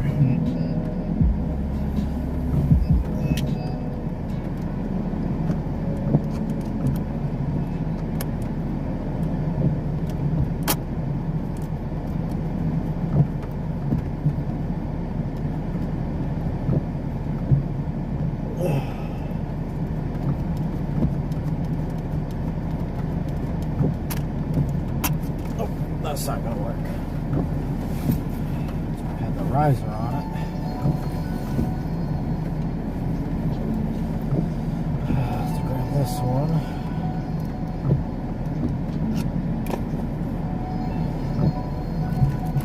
Gotta put the riser back on.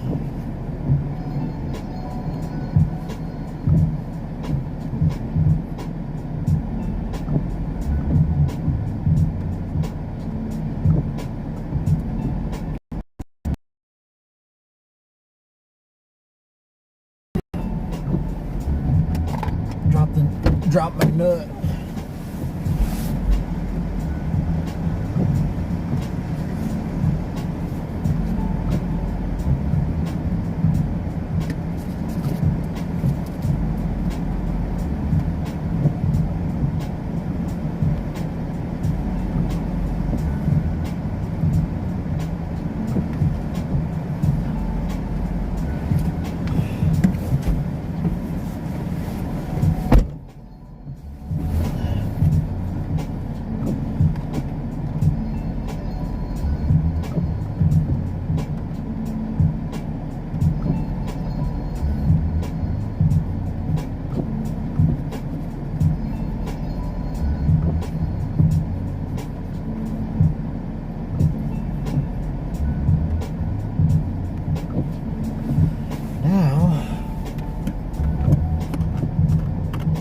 This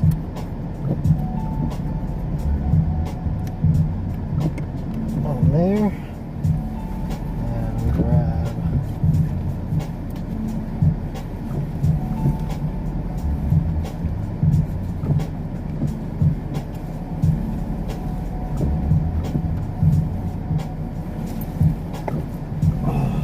back in the bag.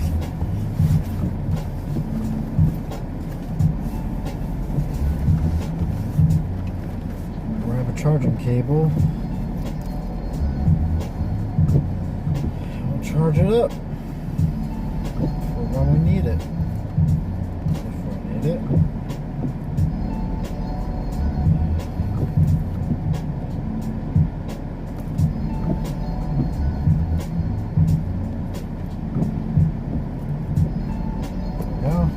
Put this back in the bag so I don't forget it. I did get a new charging cable out of a car that was getting scrippity scrapped, and it actually lights up, and to me that's cool.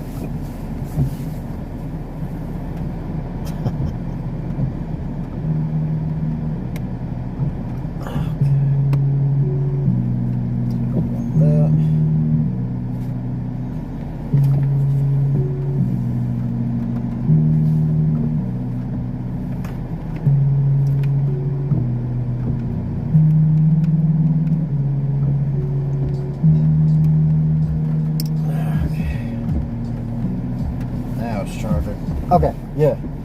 So back to the original thing. Because on wet days, trucks can smell very musty. So I always get, it's like these little, I think I opened it upside down. It's like a, looks like a cardboard little scented thing. So I usually throw them in the truck. Like this is my old one. Take it out of the bag. And then I stash them away in the truck.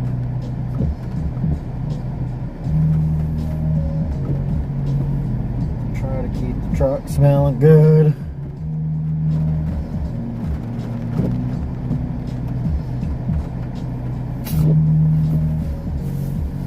Stinky truck. I don't like being in a stinky truck. It happens on wet days.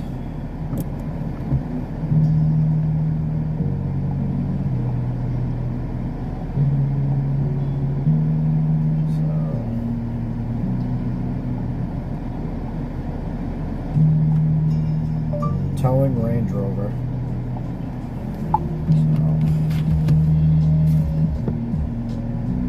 Logs, got our Purell. Alright, my friend. I think we're ready to hit the road.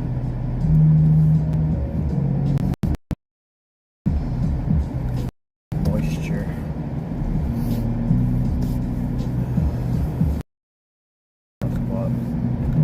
Like my gloves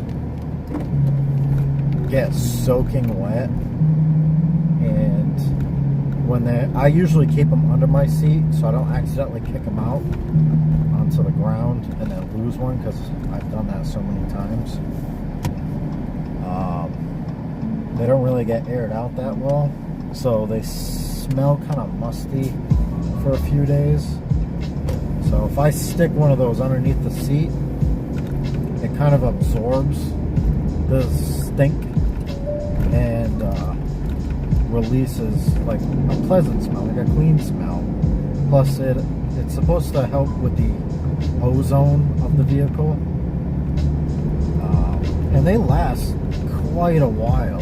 So I actually got that one and another one, which I'm just keeping aside for now, because you can get them at a Walmart.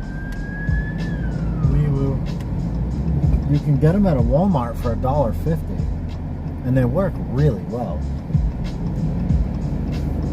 So in my other cars that sit around, because I don't get to drive them a lot, I'll pop them in there, and by the time, because it may be months before I drive the car, when I go in there, it smells really, really good, and it takes the stench out of like the seats from like old farts or whatever, especially after you buy another car. Saturdays, when I work the DOT stuff, people do it. So we work that job 7 days a week, but other guys are in that truck and they get really sweaty, or they're just loading it up with like farts or whatever. It smells like a gym bag and it's been covered in onions and asparagus. It smells really bad. So I actually bought the other one to secretly pop in there, because I'm typically in the same truck and I got tired of it smelling. And those guys smoke in the truck, so it's gonna help get rid of that stink.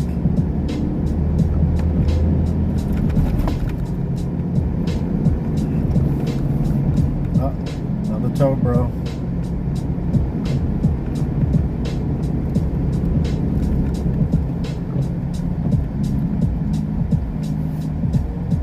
Those are my go-to. I do have the little trees, and I get those from time to time. If I want them in, if I'm in a pinch, get them at a gas station cheap. Or cars that we end up scrapping, they'll have new ones in there, so we'll take them because they're just going to the crusher anyway. And one guy found, like, I think it was like a box of brand new ones that he was taking to the scrapyard, so he handed out a bunch of them, and I still have them.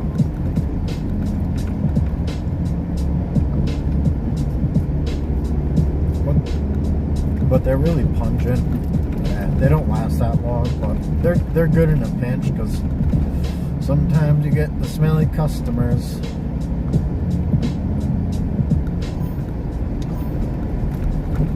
Yeah, I think it's because of the rain. It could be from accidents or fires, maybe, because I mean the police do respond to fires too. Oh look, that's another one to the left. He's incognitus. I think he's trying to get speeders.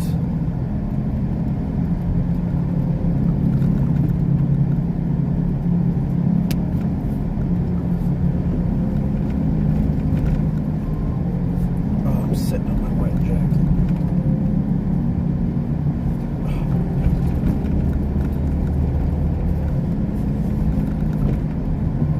So, where you live, do they have unmarked cars?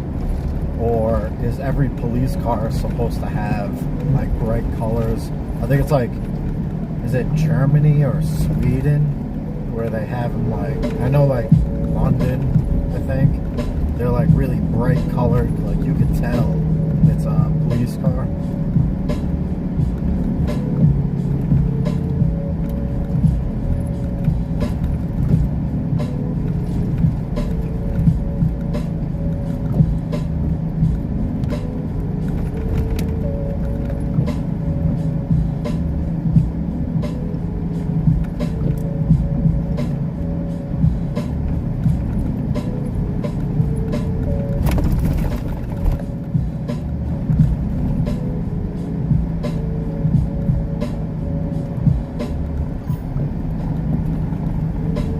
They have unmarked too, but they're pretty easy to spot. Yeah, same over here. Like that one, it was a black one that we went by that was on the left. So it's a Ford Explorer, and one way to tell is if you look at the grills are different. And normally over here, Ford Explorers, they have roof racks. Police Interceptors, they do not have roof racks, and the wheels are different too. They're black with like a chrome center.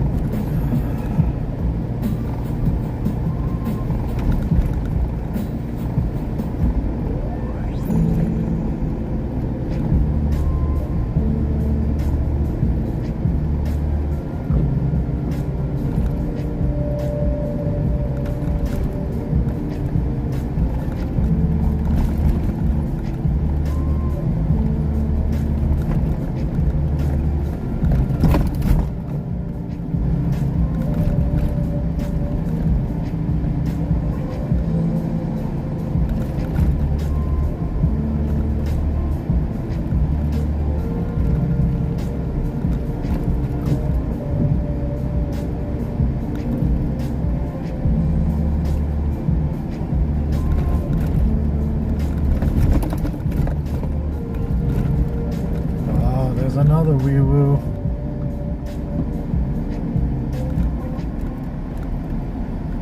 He's turning around, man. I wonder if we're gonna see something.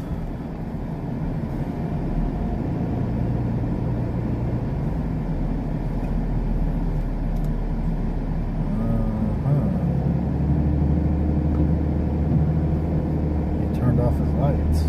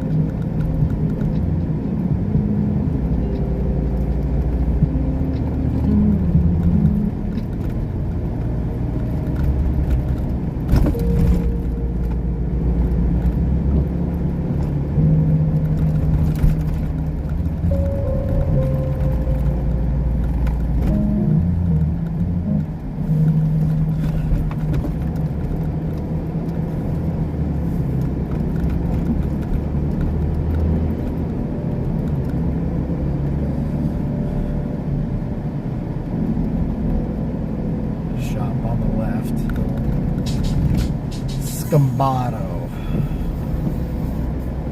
Scambado.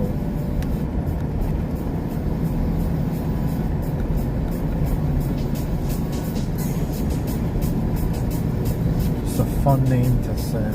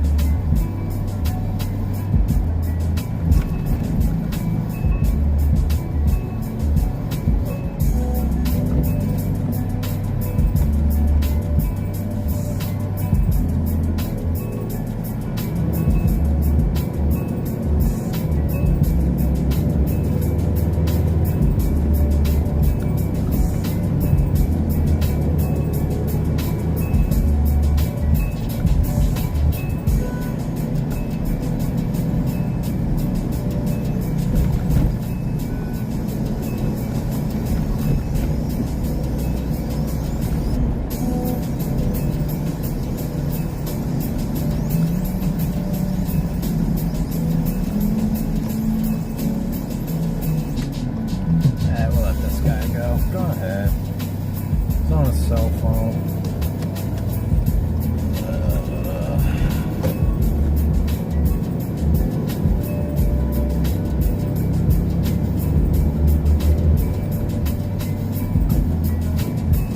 There it is.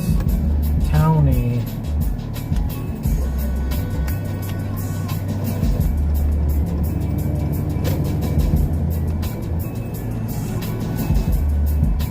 A little tight for Townie, but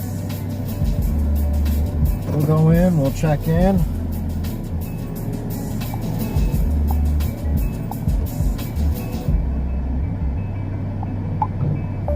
Arrived. Nope. Destination arrival, Townie 9. All right, let's go check in.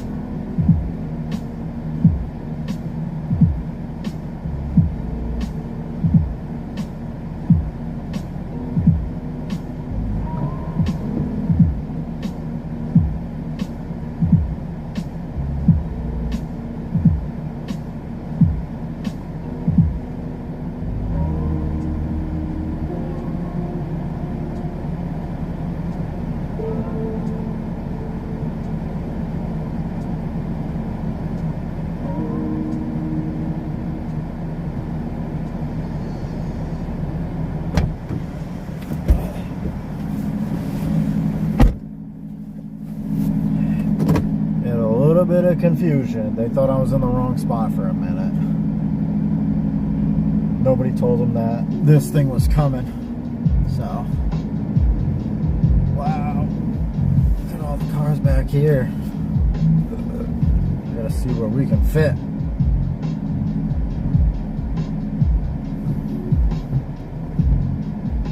Good news. I'm gonna drive it somewhere. Probably drive it near that bus or the car that has no bumper on it.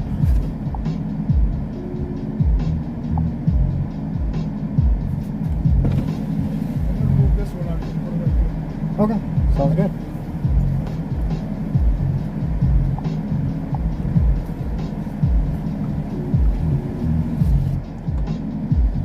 Alright, this is a spot for me. Just gonna back up a little, try to give this guy some room.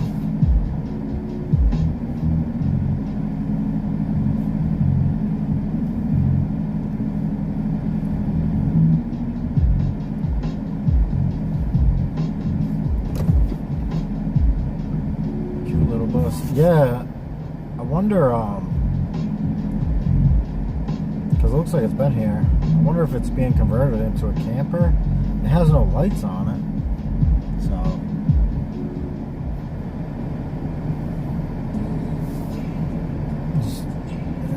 looks like the only cool thing here is the bus. Oh, looks like, what is that, a C8 seat? I can see it over behind the blue car.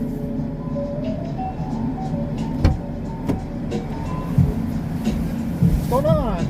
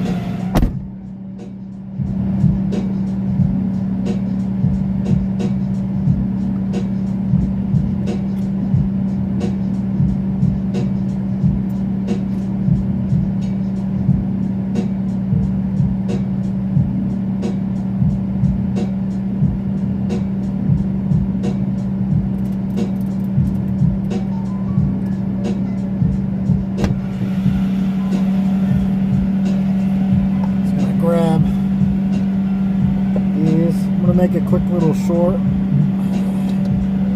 this one for the next, I think it's one of the weeks coming up.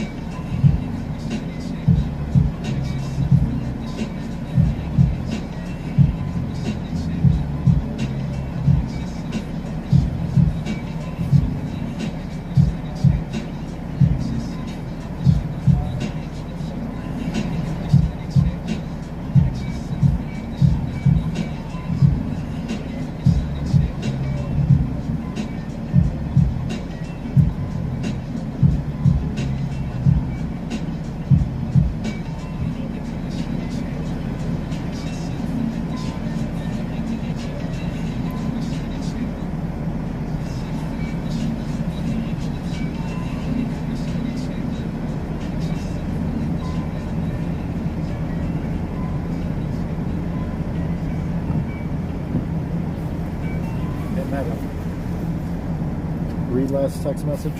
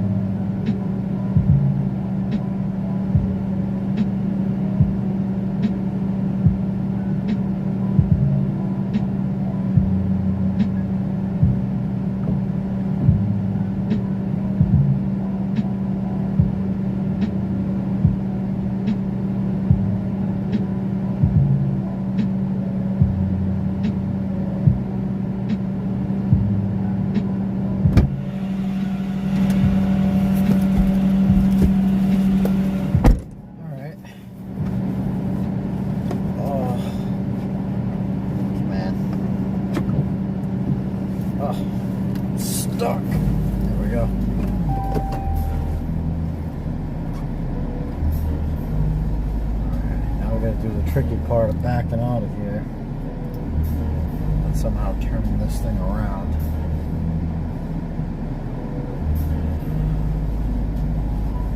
See what we can do. I never make promises. Sometimes I can't do it, and then I feel like an idiot. I'm like, yeah, I could definitely do that.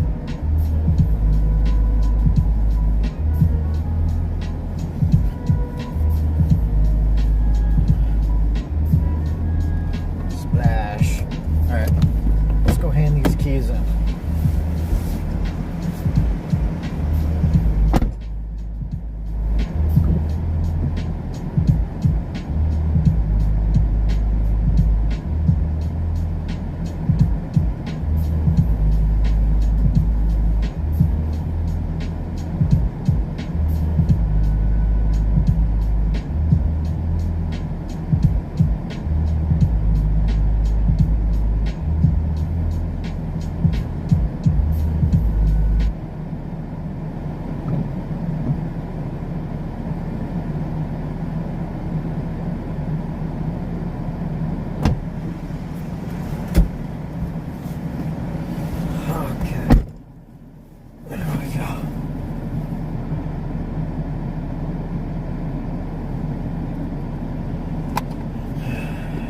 They say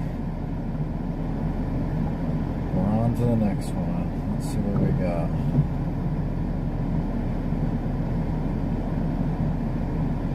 Oh shit, I gotta go get the VIN.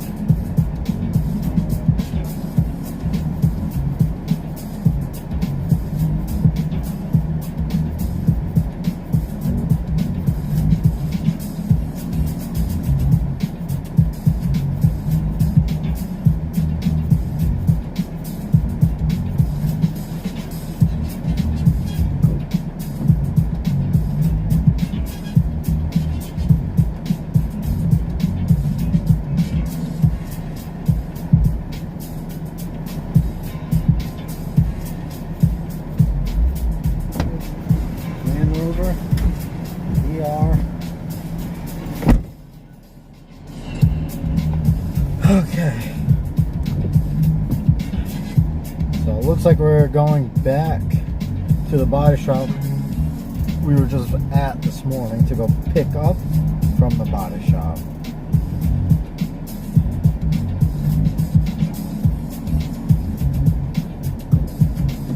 It's going back to somebody's house. So it's either repairs weren't done or the repairs are done and they just need it delivered.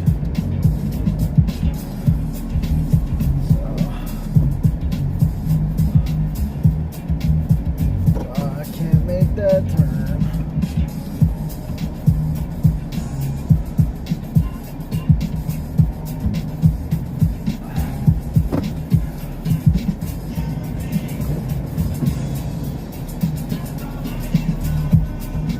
A little close, but we made it that one.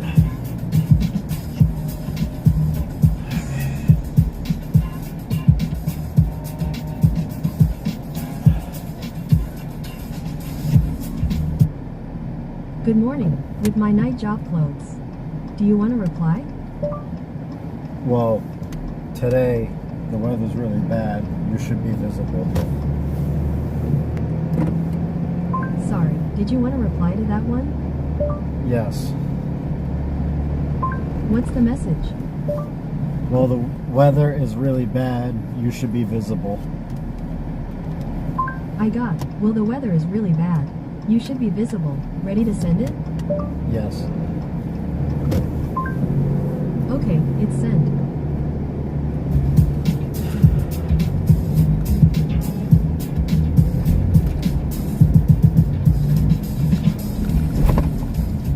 That was my wife. I was just busting her chops about wearing the vest today. And she just said it's with her nighttime clothes. Her nighttime work clothes.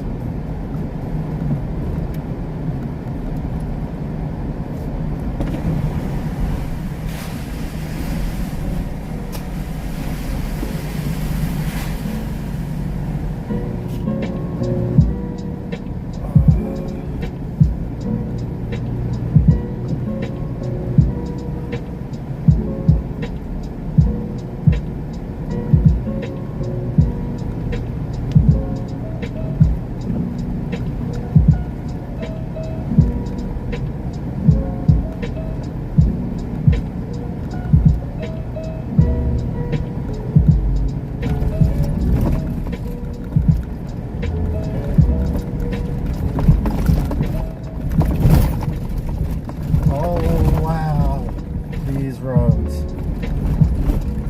Jesus. I wonder why that guy has that Land Rover. Need it around these parts.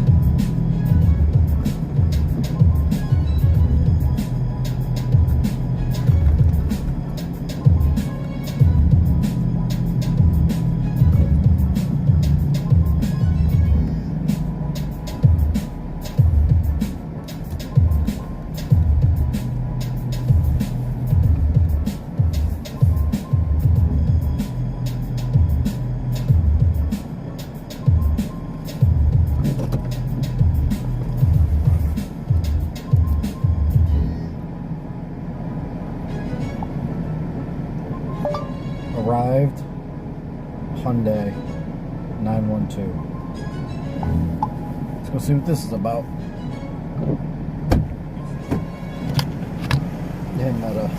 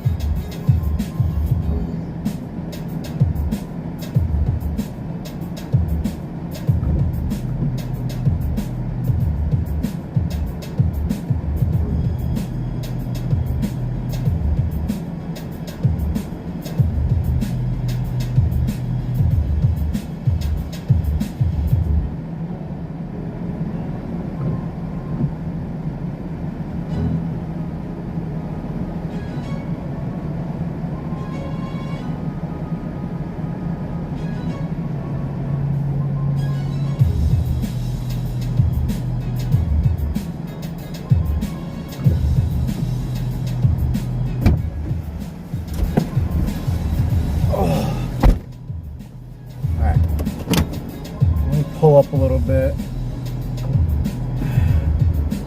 Of course, it is raining. Put the bed down.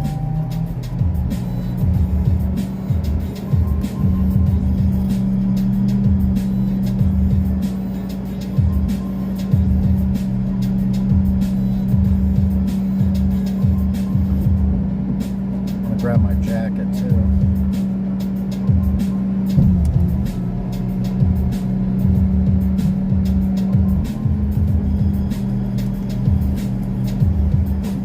There, got the keys, got the trusty jacket.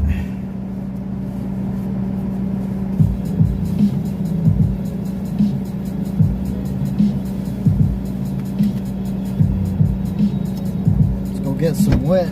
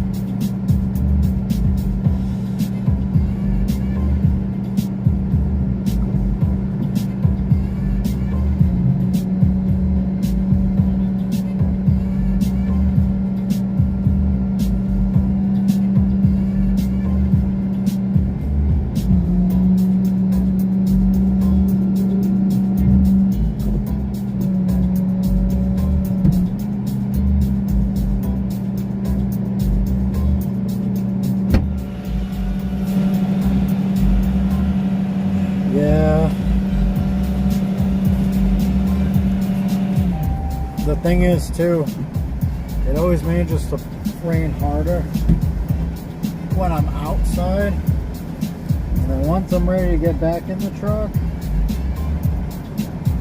it lightens up.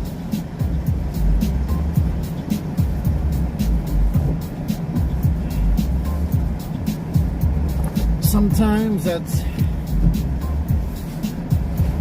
just the way it is.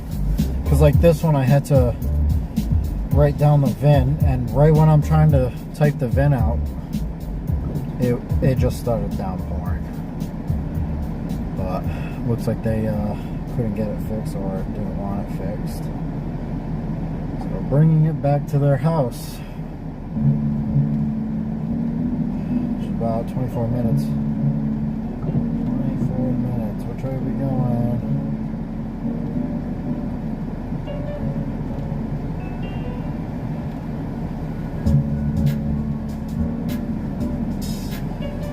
Might stop and grab a drink though on the way.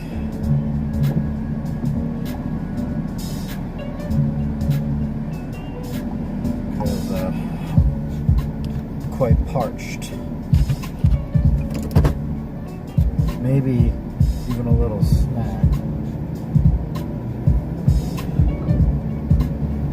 Of some sort.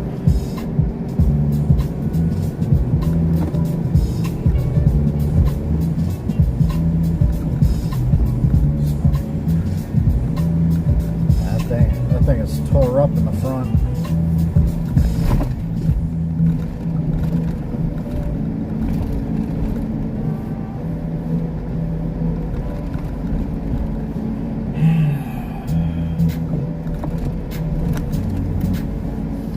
It's supposed to get heavier rain later this evening. So let's see how that works.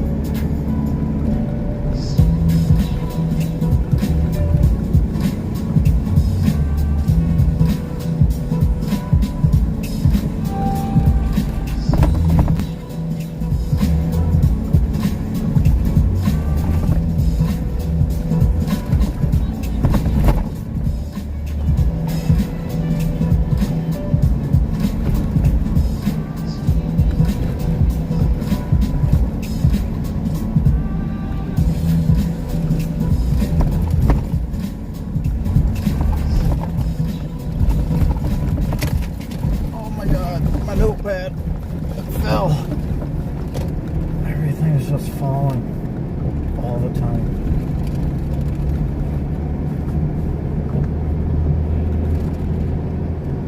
I'll stop in at this little gas station convenience store and try to grab a drink.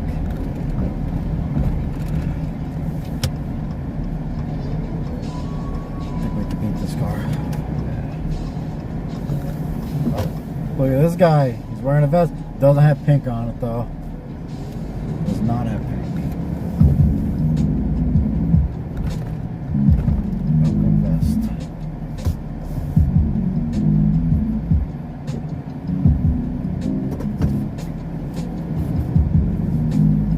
We're gonna go park in the back corner so we're not in the way of anybody.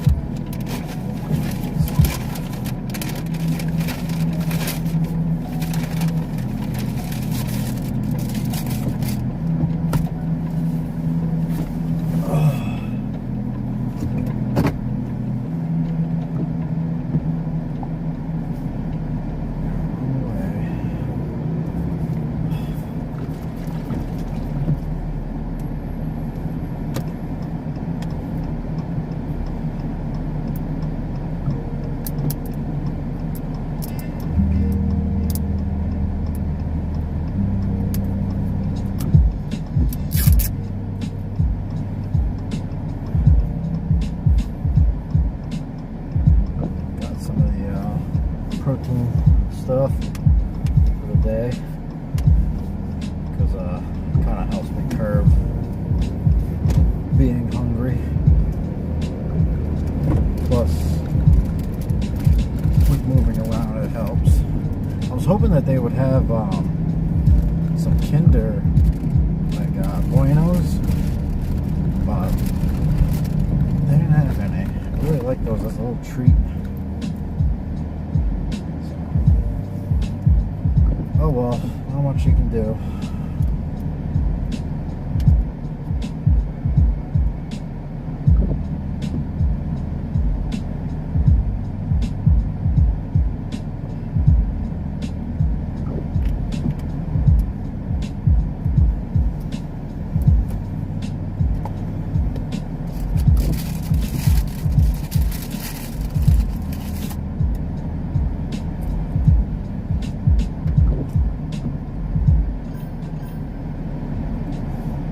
They did. I've never had a roller dog though. I've always been too scared. I'm probably gonna get like diarrhea. I'll have to try it like on my day off just to see. Because they have like the typical American, you can load it up with like cheese and chili beans, you know, onions, the whole thing. But that spot in particular, which I did get, there's these little like French toast bites, and they have them in a little toaster, and they're actually pretty good. They're just these small little French toast sticks. So they're nice for breakfast.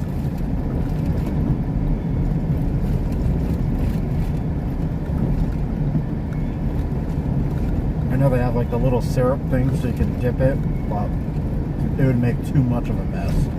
Have you had a roller dog?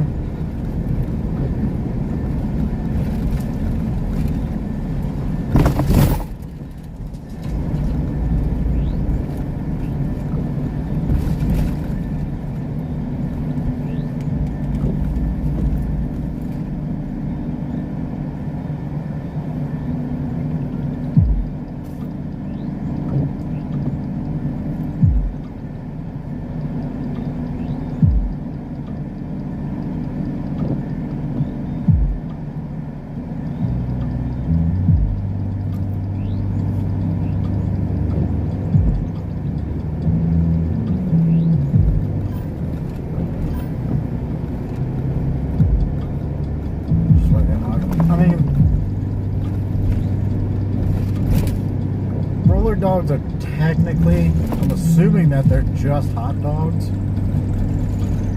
They're just on like this little conveyor belt that just spins them around to keep them warm and cooked. Like I said, I don't know exactly what they are. That's why I've always been afraid to try one. But I know it's like a huge thing with like the truckers around here. You know, you gotta get yourself a roller dog or a chili dog. But I know that those guys have like iron stomachs. I usually try to have like a pretty good diet, like white rice, chicken, salmon. I also, I think it was yesterday, I had some bison.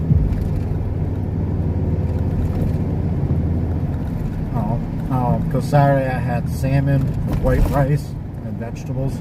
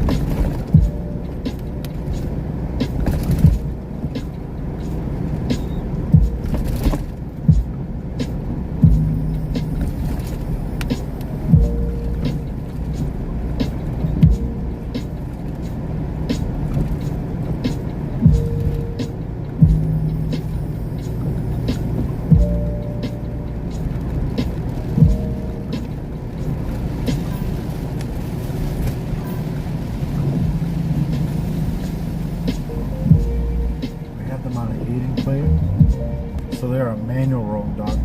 Well, we do have places like that, and those are really good. I definitely know those have like a little bit of a crisp tune too, which are really nice. I don't know if they toast the buns for you, but sometimes over here they'll toast the buns and then put the dog in it, and man, that's really good.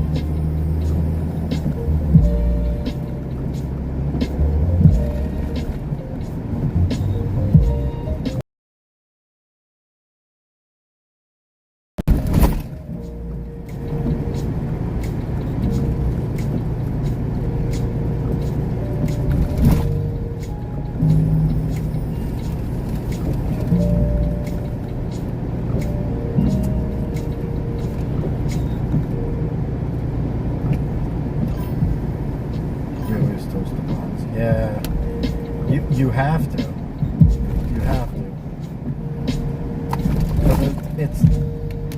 It's not the same with an untoasted bun.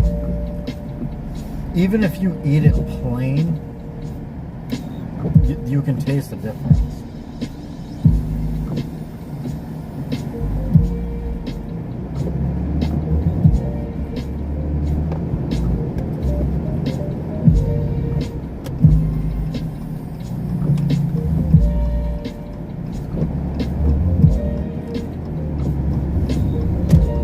So if I ever get a chance,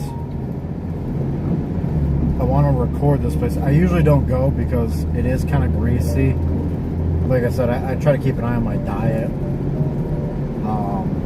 But I'll go there every once in a while. It's called, the restaurant chain, it's a very small one, like local.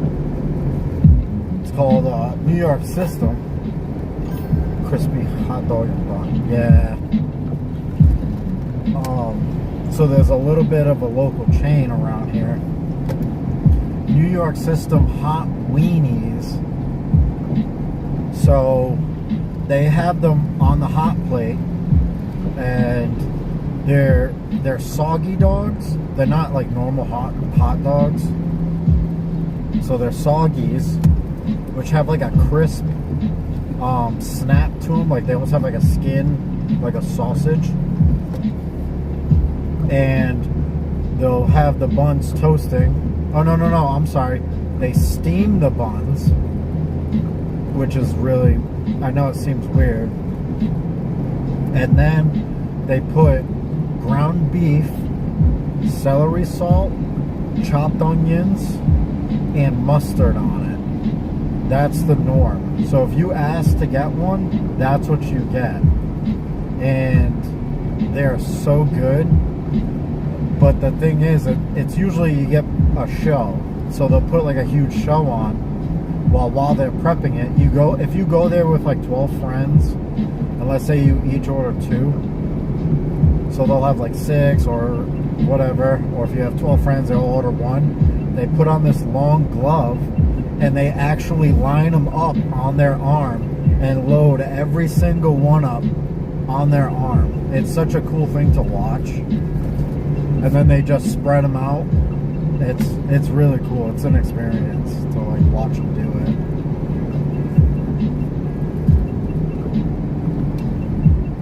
You know, when you give them a tip, they'll yell like something nice, like "Oh, thank you," and you know, at the one we've gone to, for whatever reason, they use the word Subway, so you'll hear everybody yell Subway.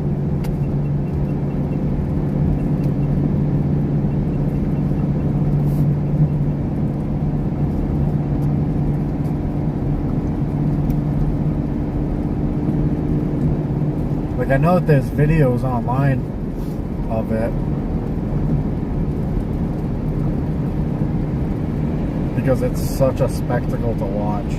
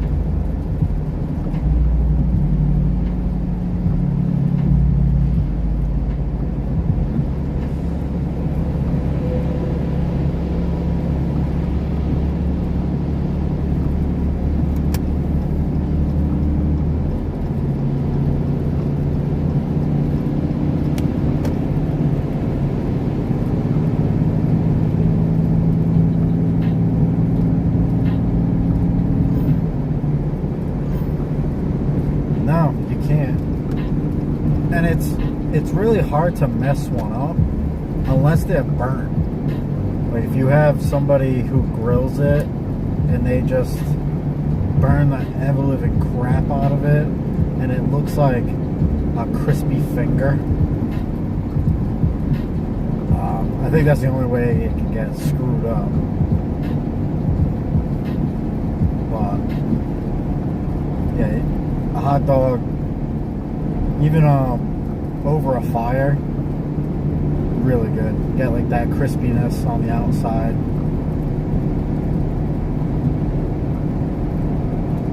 And then some condiments. I don't like ketchup, so I usually just put mustard and relish if I have it.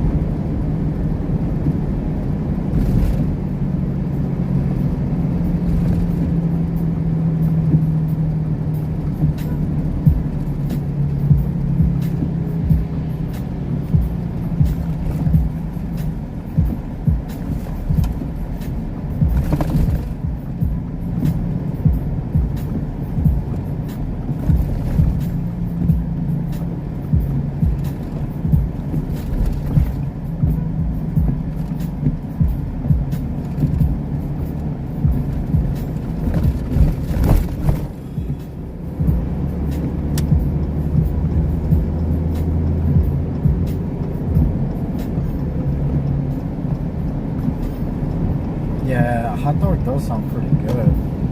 And they're easy to eat and make. They're pretty quick. You can make one quick.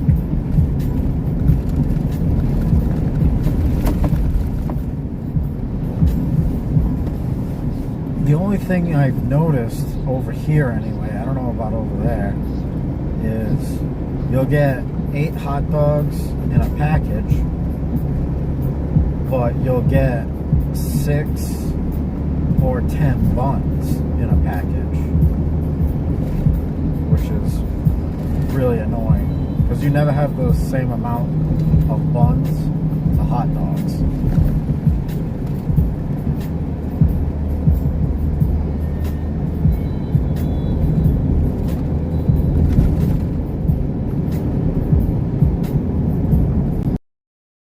A sandwich is a sandwich.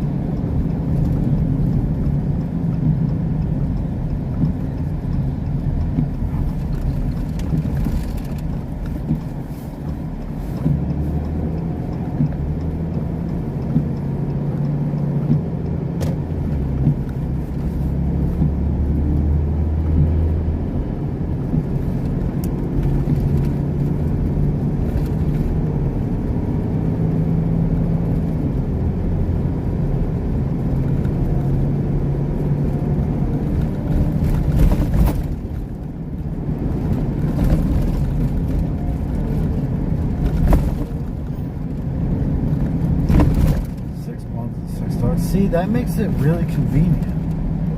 Because then you don't have leftover. Like, you either don't have a hot dog that are left over, or you don't have buns that are left over. Because then the buns sit on the shelves and then go bad.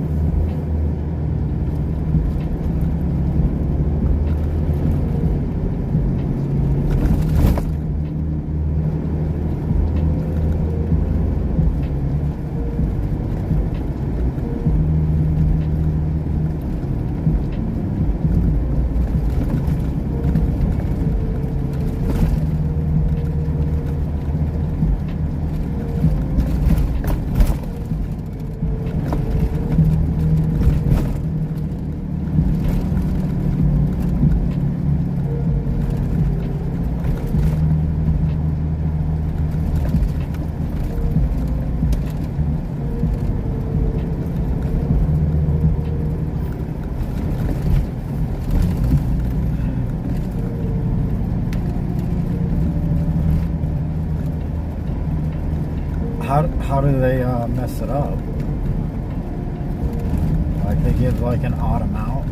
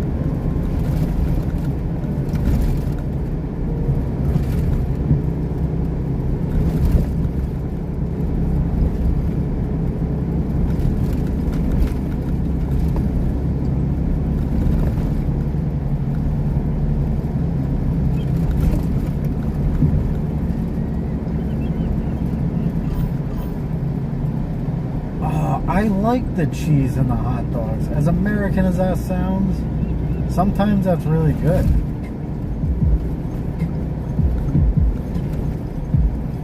I wouldn't have it all the time, but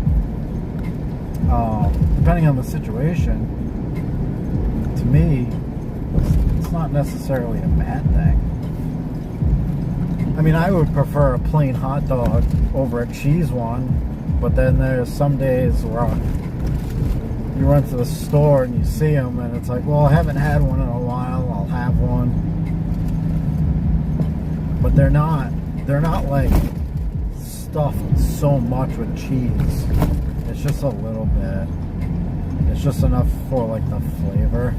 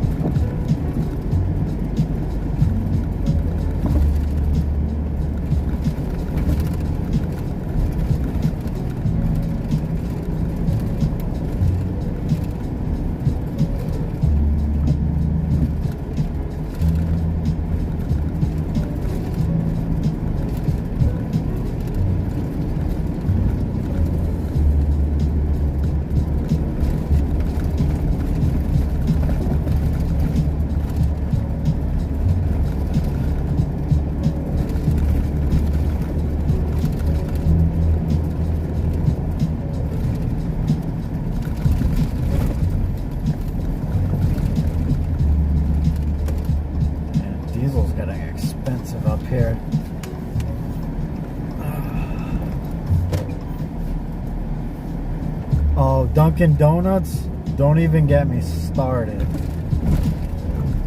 We have one at every corner that you could imagine.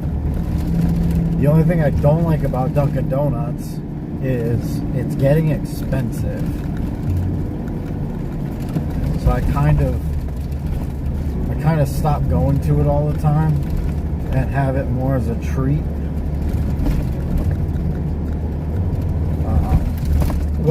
What's your favorite coffee to? Assuming you go there for a coffee, but what's your favorite coffee to get?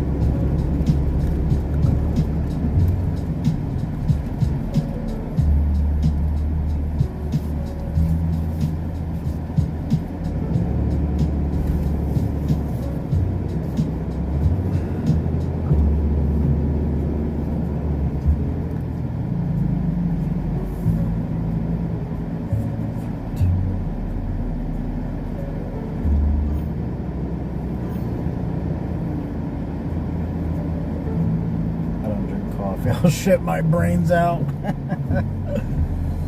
You just gotta drink more of it. Become tolerant. That's the trick. But they do have teas there. And I do like the teas and chai. The chai is really good.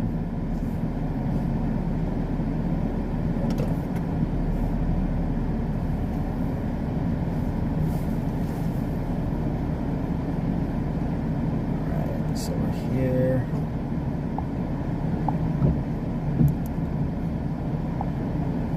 Destination arrival residence 930.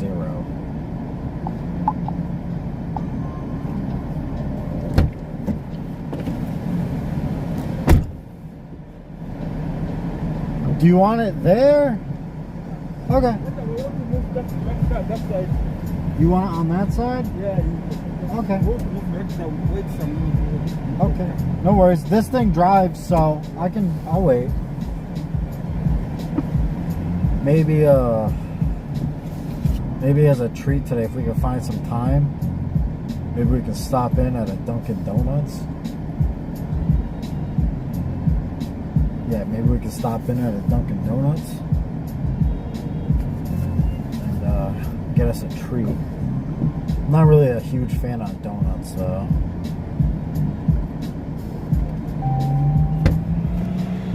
Alright, I'm gonna load this.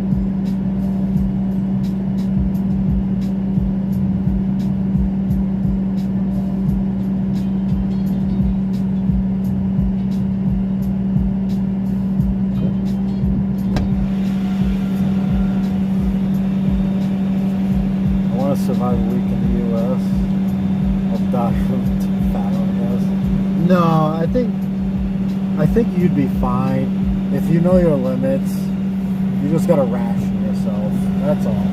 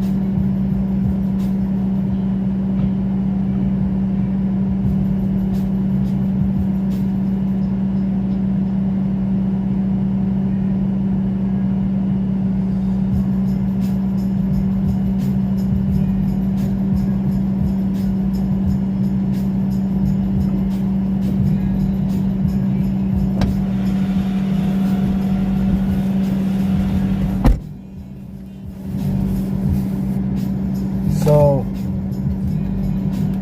I'm not too sure about other places, but Rhode Island actually used to be run by the mob, like the mafia. So we have really good Italian places up here. We got a lot of seafood places since we're surrounded by ocean. That's why we're the ocean state. We got a lot of good Mexican food, like tacos.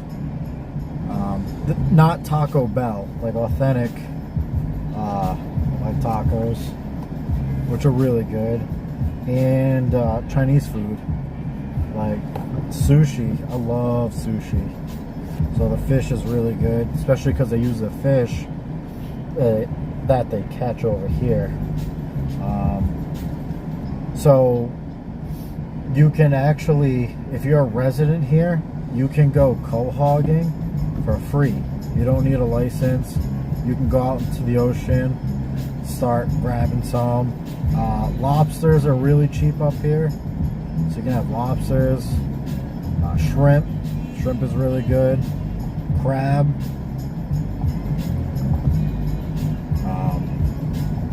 You know, but obviously we have McDonald's and Burger King and Dunkin' Donuts and all that stuff that can kill you. And it's really easy to do that because it's fast. But there's plenty of options to eat healthier. There are a few actual healthy restaurants up here. Like one's called Plant City. It's more like a vegan restaurant.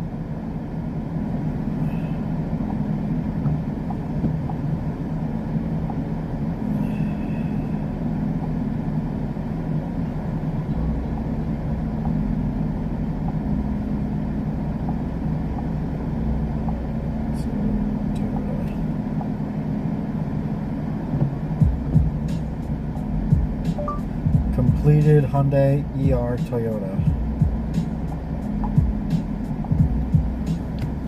Busy, busy, busy.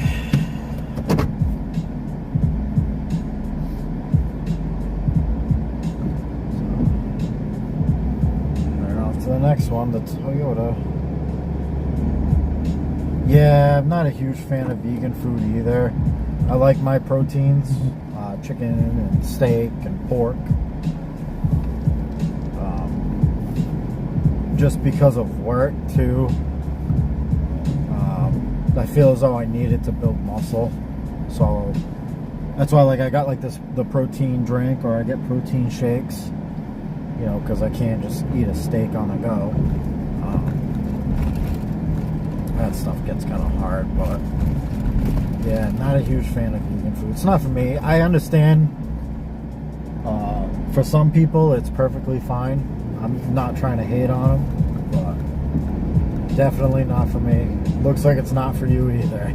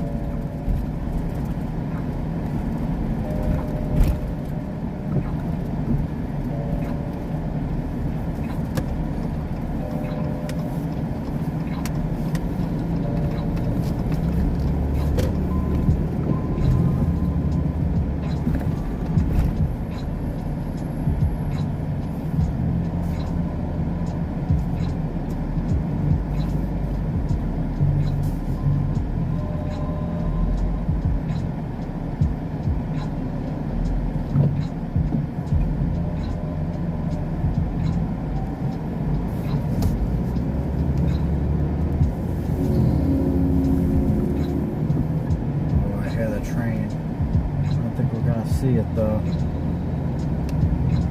No, not today.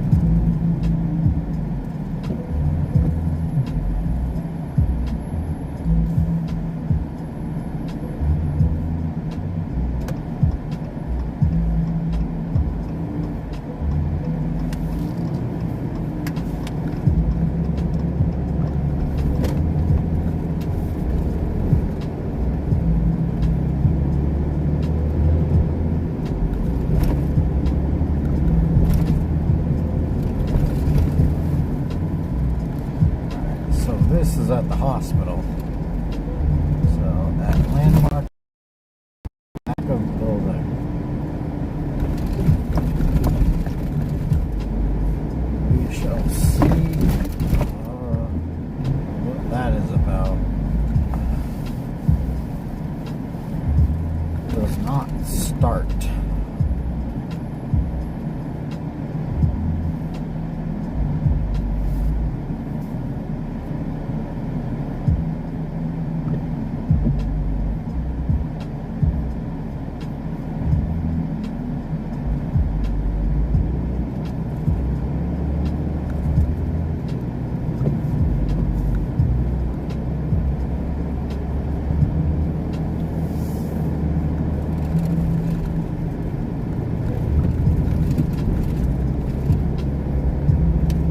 White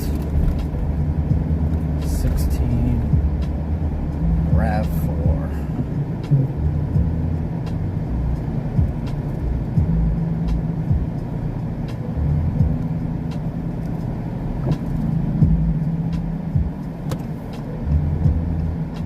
We'll let the rescue go. Mr. Rescue, go ahead.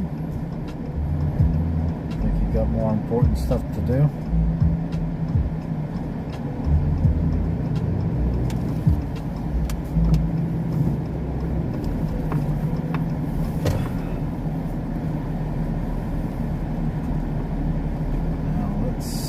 Here. I think I see it. Door open to the left.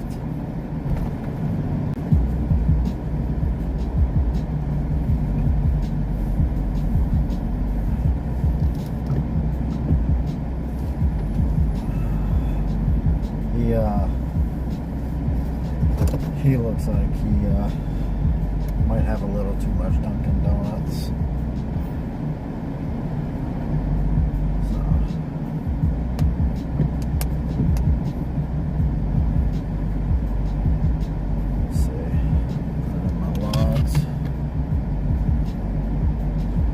Two of them, so I don't know if they're riding with me. If they ride with me, I gotta not talk to myself, because then they'll think I'm crazy. Arrived, Toyota 932. Let's go see.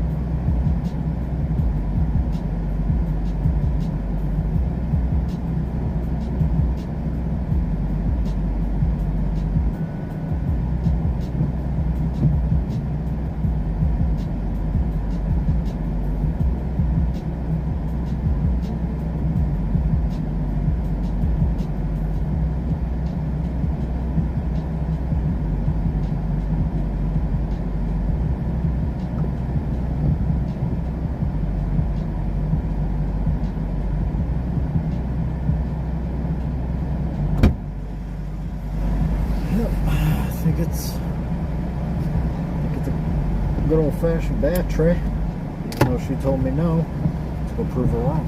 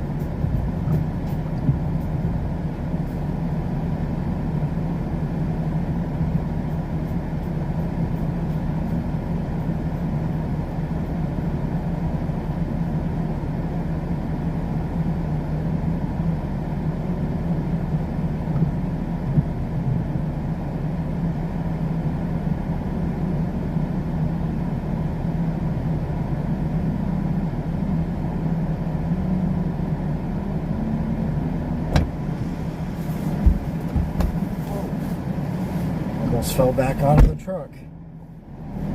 But guess who was right about it only needing a jump? This guy. So we're actually going to save her a little bit of money, because now she doesn't have to worry about a tow. And the jump start is covered for free through her policy. So she's super thrilled about that. And there she goes. Bye. She's just going to drive it to the shop. I told her as long as she just drives it straight to the shop without shutting it off.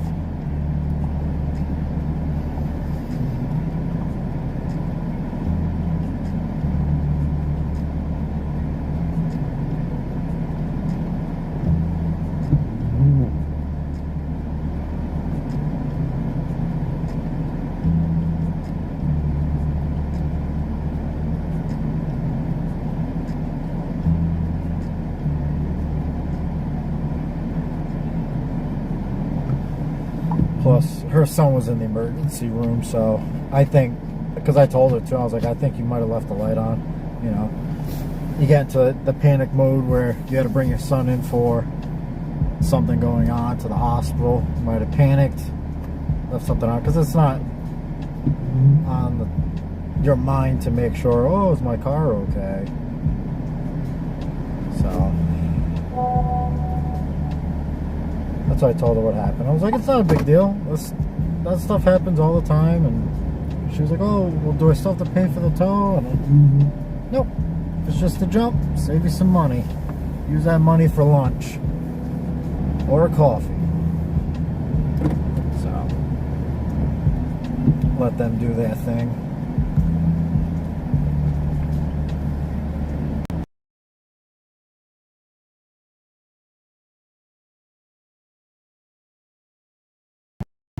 Try to be helpful as possible and making it convenient for everybody, and it wasn't too far, so sometimes you have to do the right thing,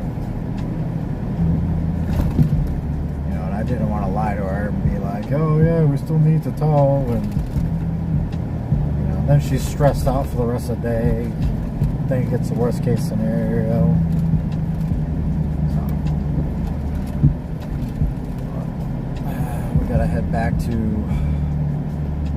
near our office, because I think there's more calls that way. So start heading that way.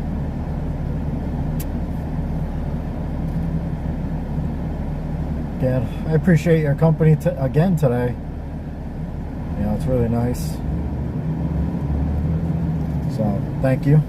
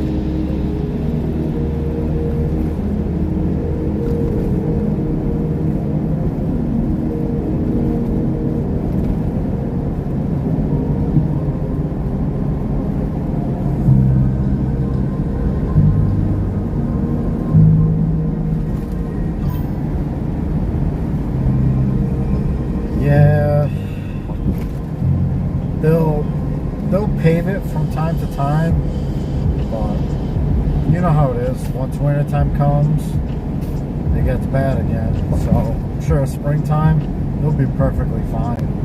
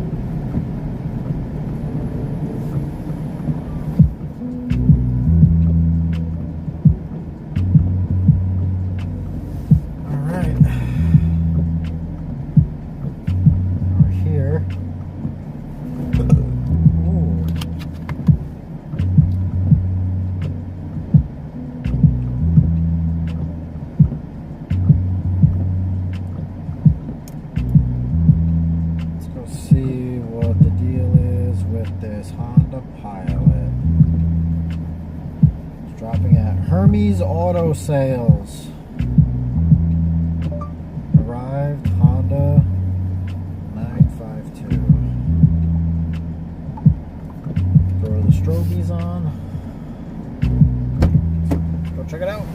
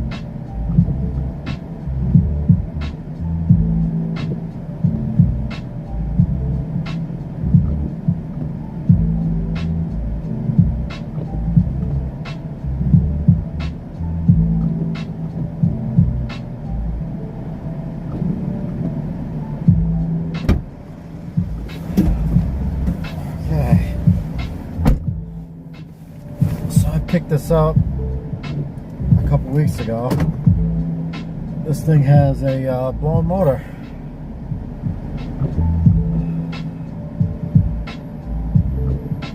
So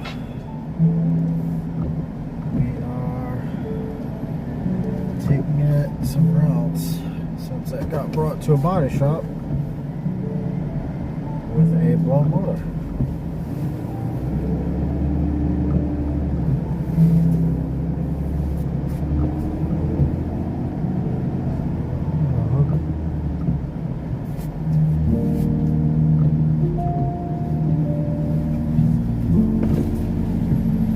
Excellent, thank you. Hook right up to it like I did last time. And then we're gonna drop it off.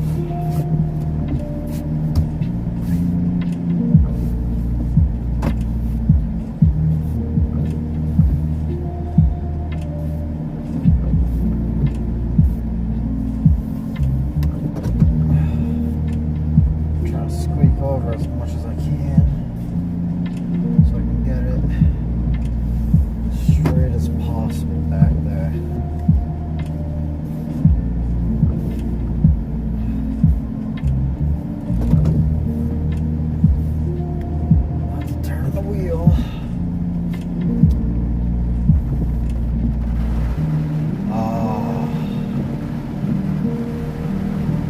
Gotta love it. As soon as you gotta hook something up, it starts pouring rain. So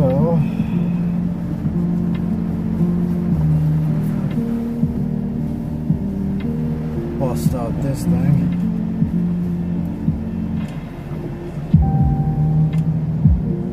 Let's go get this.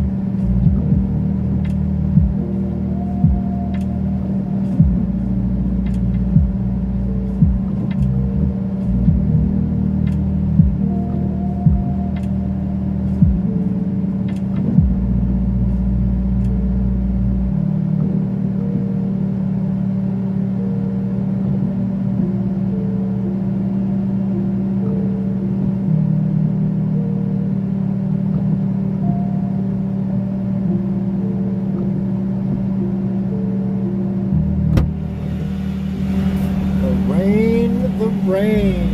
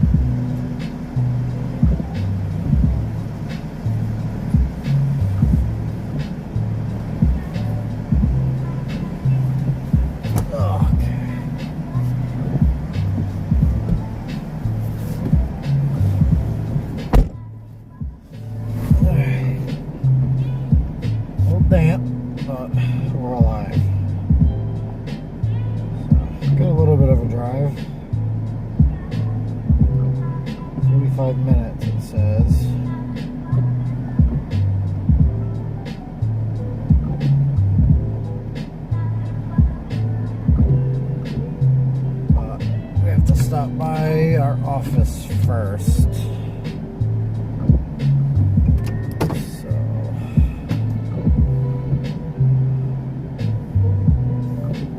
So let's go do that.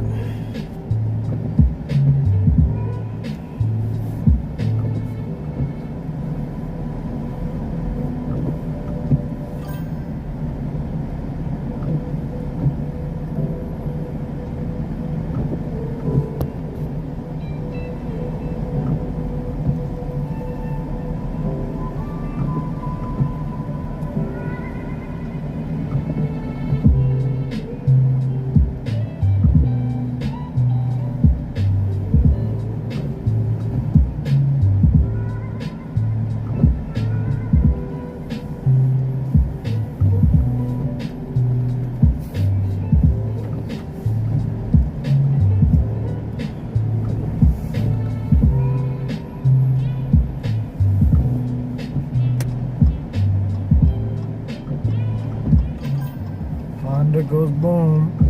Yeah. Because when I got it, it doesn't look bad. I saw I was going to the body shop a couple weeks ago, and I'm like, I didn't see any body damage. So I go to start it, battery was dead, so I'm like, okay. So I go to jump it, and then as soon as I started cranking it over, it just sounded like a box of rocks. I'm like, oh man, that motor is done. And then when I brought it here, I told them what was going on. They're like, why did they bring it here? I'm like, I have no idea. But I picked it up in the same spot that I dropped it off at. So I'm assuming they didn't even really look at it. But now it's going to what looks like a used auto lot. So I don't know if they're going to fix it and then sell it, or somebody bought it from them and it's under a warranty. Could be anything. We'll see. At least it rolls, which is nice.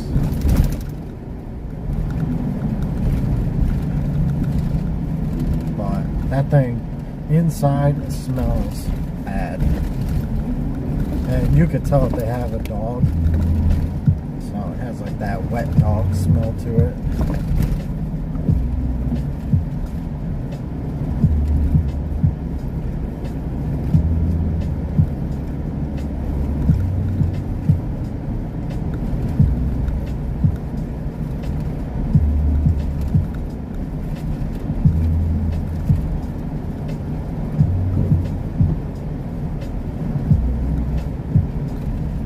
Oh man. Oh.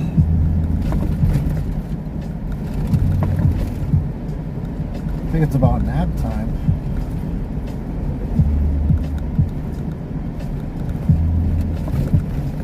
Or a Dunkin' run.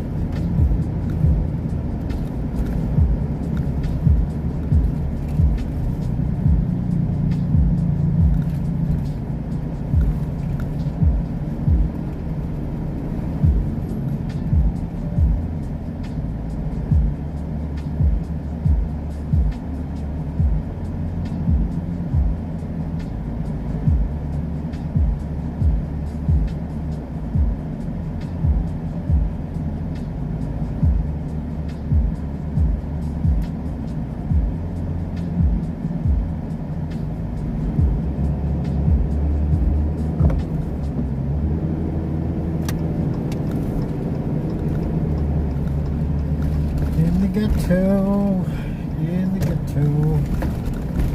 Oh, big fella. Yeah, we'll let you go.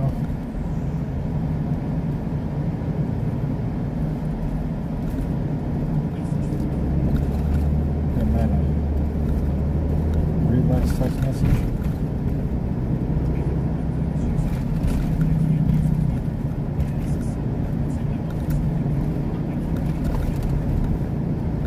Hey, Meta, text code.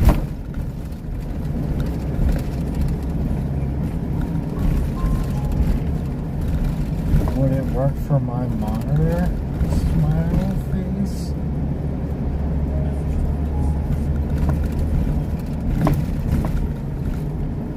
Yes. Text Carly. Hey Meta, text Carly. Hey Meta, text Carly. If I can have it. If not, it's okay.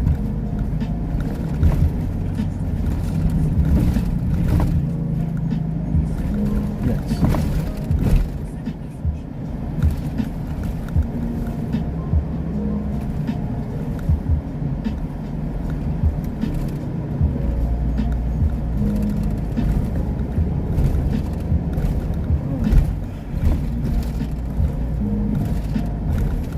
Got this.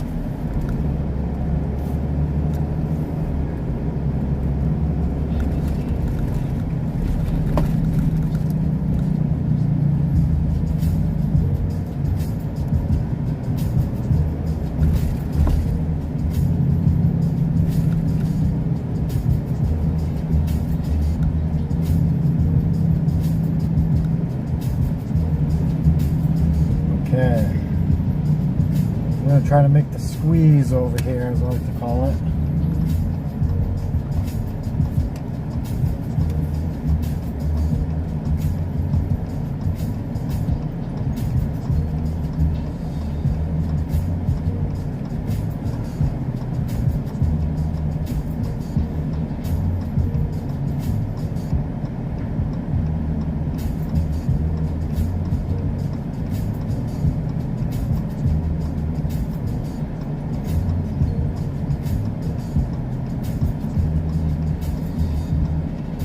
Once I take this left. See if we can make the squeeze.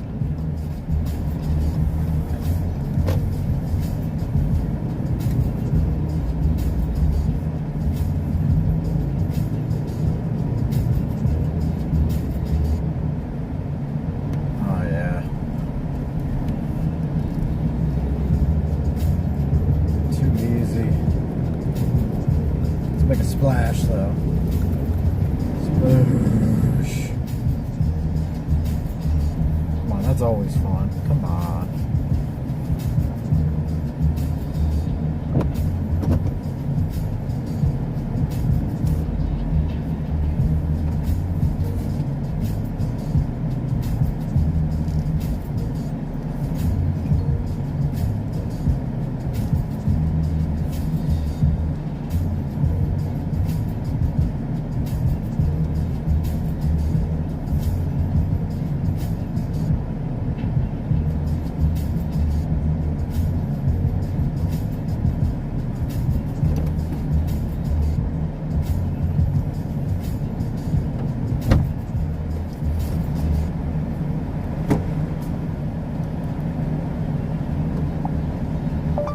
Ace 955.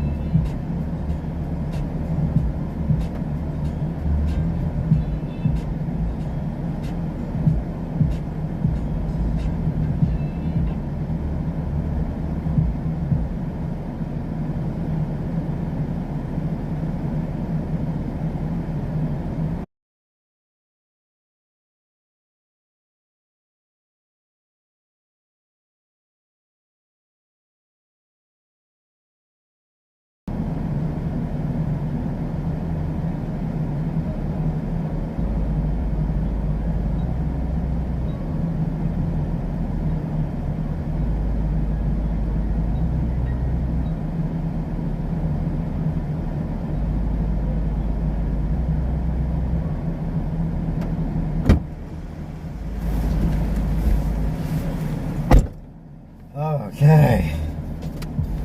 So, we gotta go drop this.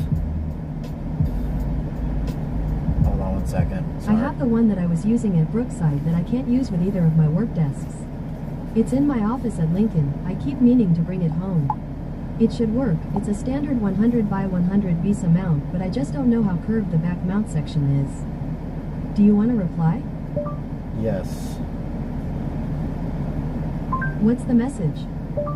Okay. I just am afraid that I'm gonna knock my monitor over because it keeps moving because I'm dumb. I got. Okay, I just am afraid that I'm going to knock my monitor over cause it keeps moving cause I'm dumb. Ready to send it? Yes. Okay, it's sent. Sorry. Had to message the wife.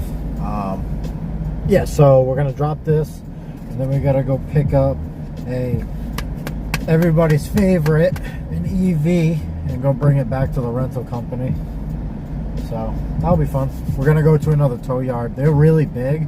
They got such cool trucks. So we'll go drop this junk off. And then we'll head there once I set myself up. Wednesday, I'm gonna have you tow out. We have a 55 Porsche Spider.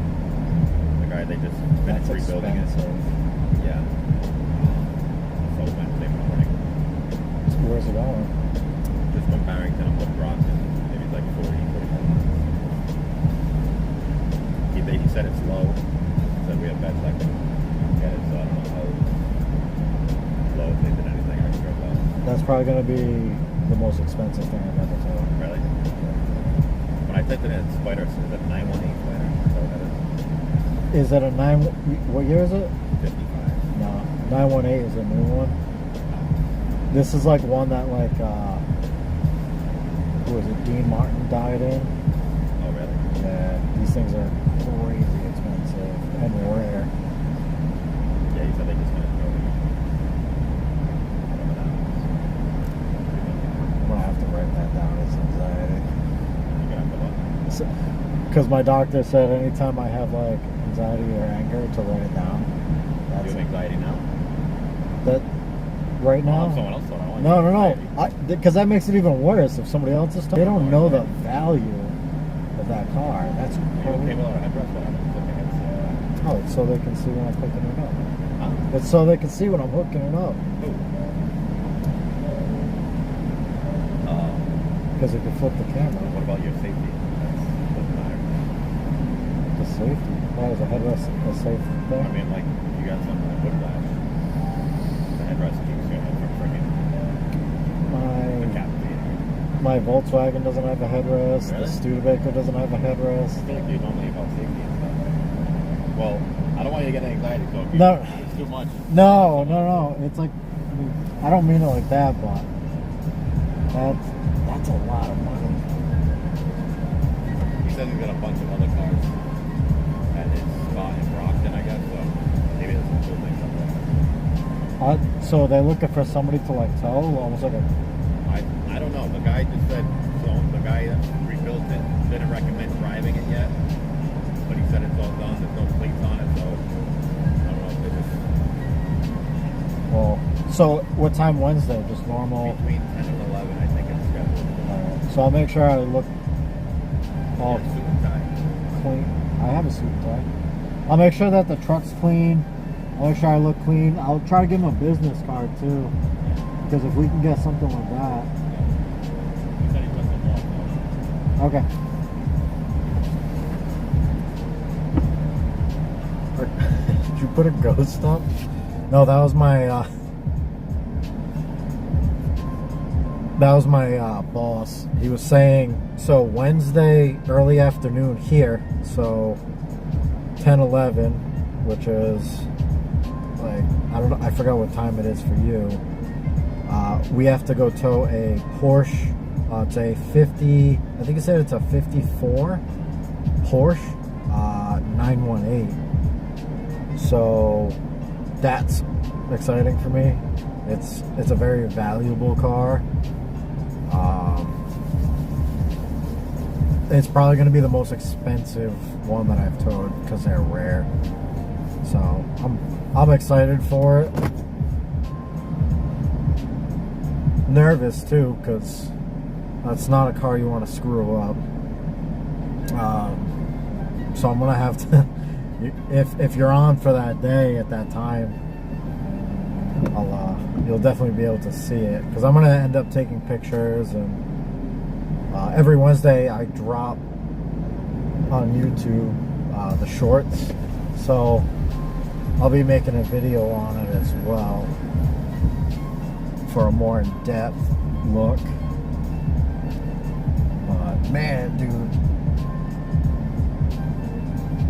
for him to choose me to do that, like I know he has me do like a lot of stuff like that, but that's kind of exciting for me.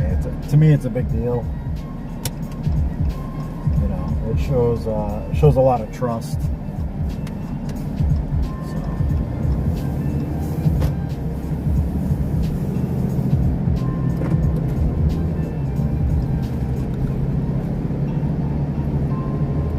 Like I have butterflies right now. I might not be on for it. Hey man, that's totally cool. Like I said, I'm gonna have a video for it later. So if you're ever interested, you can always take a look back, because there's no way I'm missing that opportunity to take a video of it.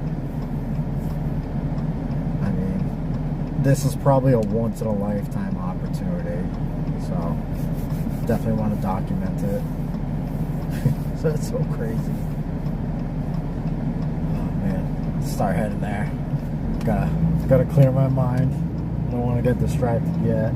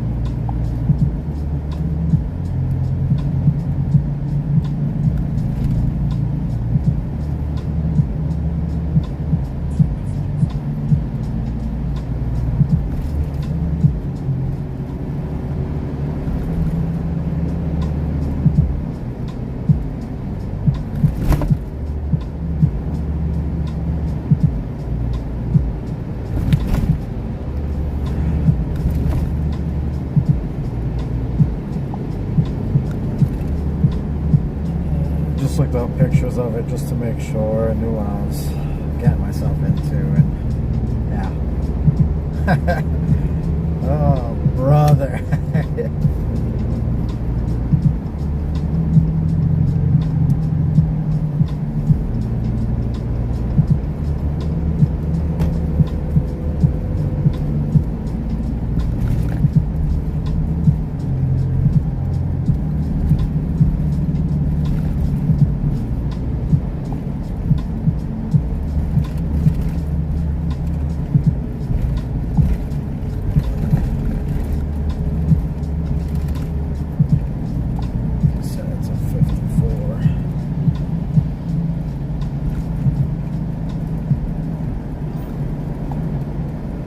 Gotta go slow and steady. Yeah, especially with loading it. That's the chance of any damage is loading and unloading. And whenever I do classic cars, the other major issue is other drivers on the road are staring at it. And they're not paying attention to the road, they're paying attention to the car. So that becomes dangerous, because they're either swerving around. They could possibly not just hit me, but another driver around them and cause an accident. I know there are companies in the area where they actually have covers for their tow trucks for that reason. That way, so one, it doesn't get damaged in transit, or two, it doesn't cause a distraction to other drivers.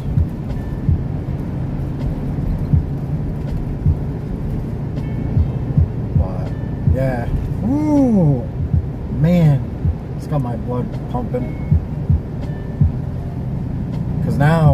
Because I've done like Ferraris and Porsches and stuff like that, and I understand like people get excited, but I've done them so many times. You know, it's just like anything else. You get jaded to it, and it doesn't really mean anything to you. But like I said, this is something. I'm sure like the owner, you know, it's not a big deal. I know, like I get people that come up to my cars. Like, I know you didn't see the Volkswagen, but like I had my neighbor come up over the weekend, ask about the Studebaker. You know, super excited to see it. When my wife had an old Mercedes, you know, she used to have people come up to her all the time and ask her about the car. And it does. It gets it to a point where you're like, listen, like I appreciate you admiring it, but you know, I'm trying to go to work, or just pump gas or whatever. So it kind of gets the same way. You get a little jaded to it after doing it for such a long time. But I know this is something that this might be my only opportunity in my life to do.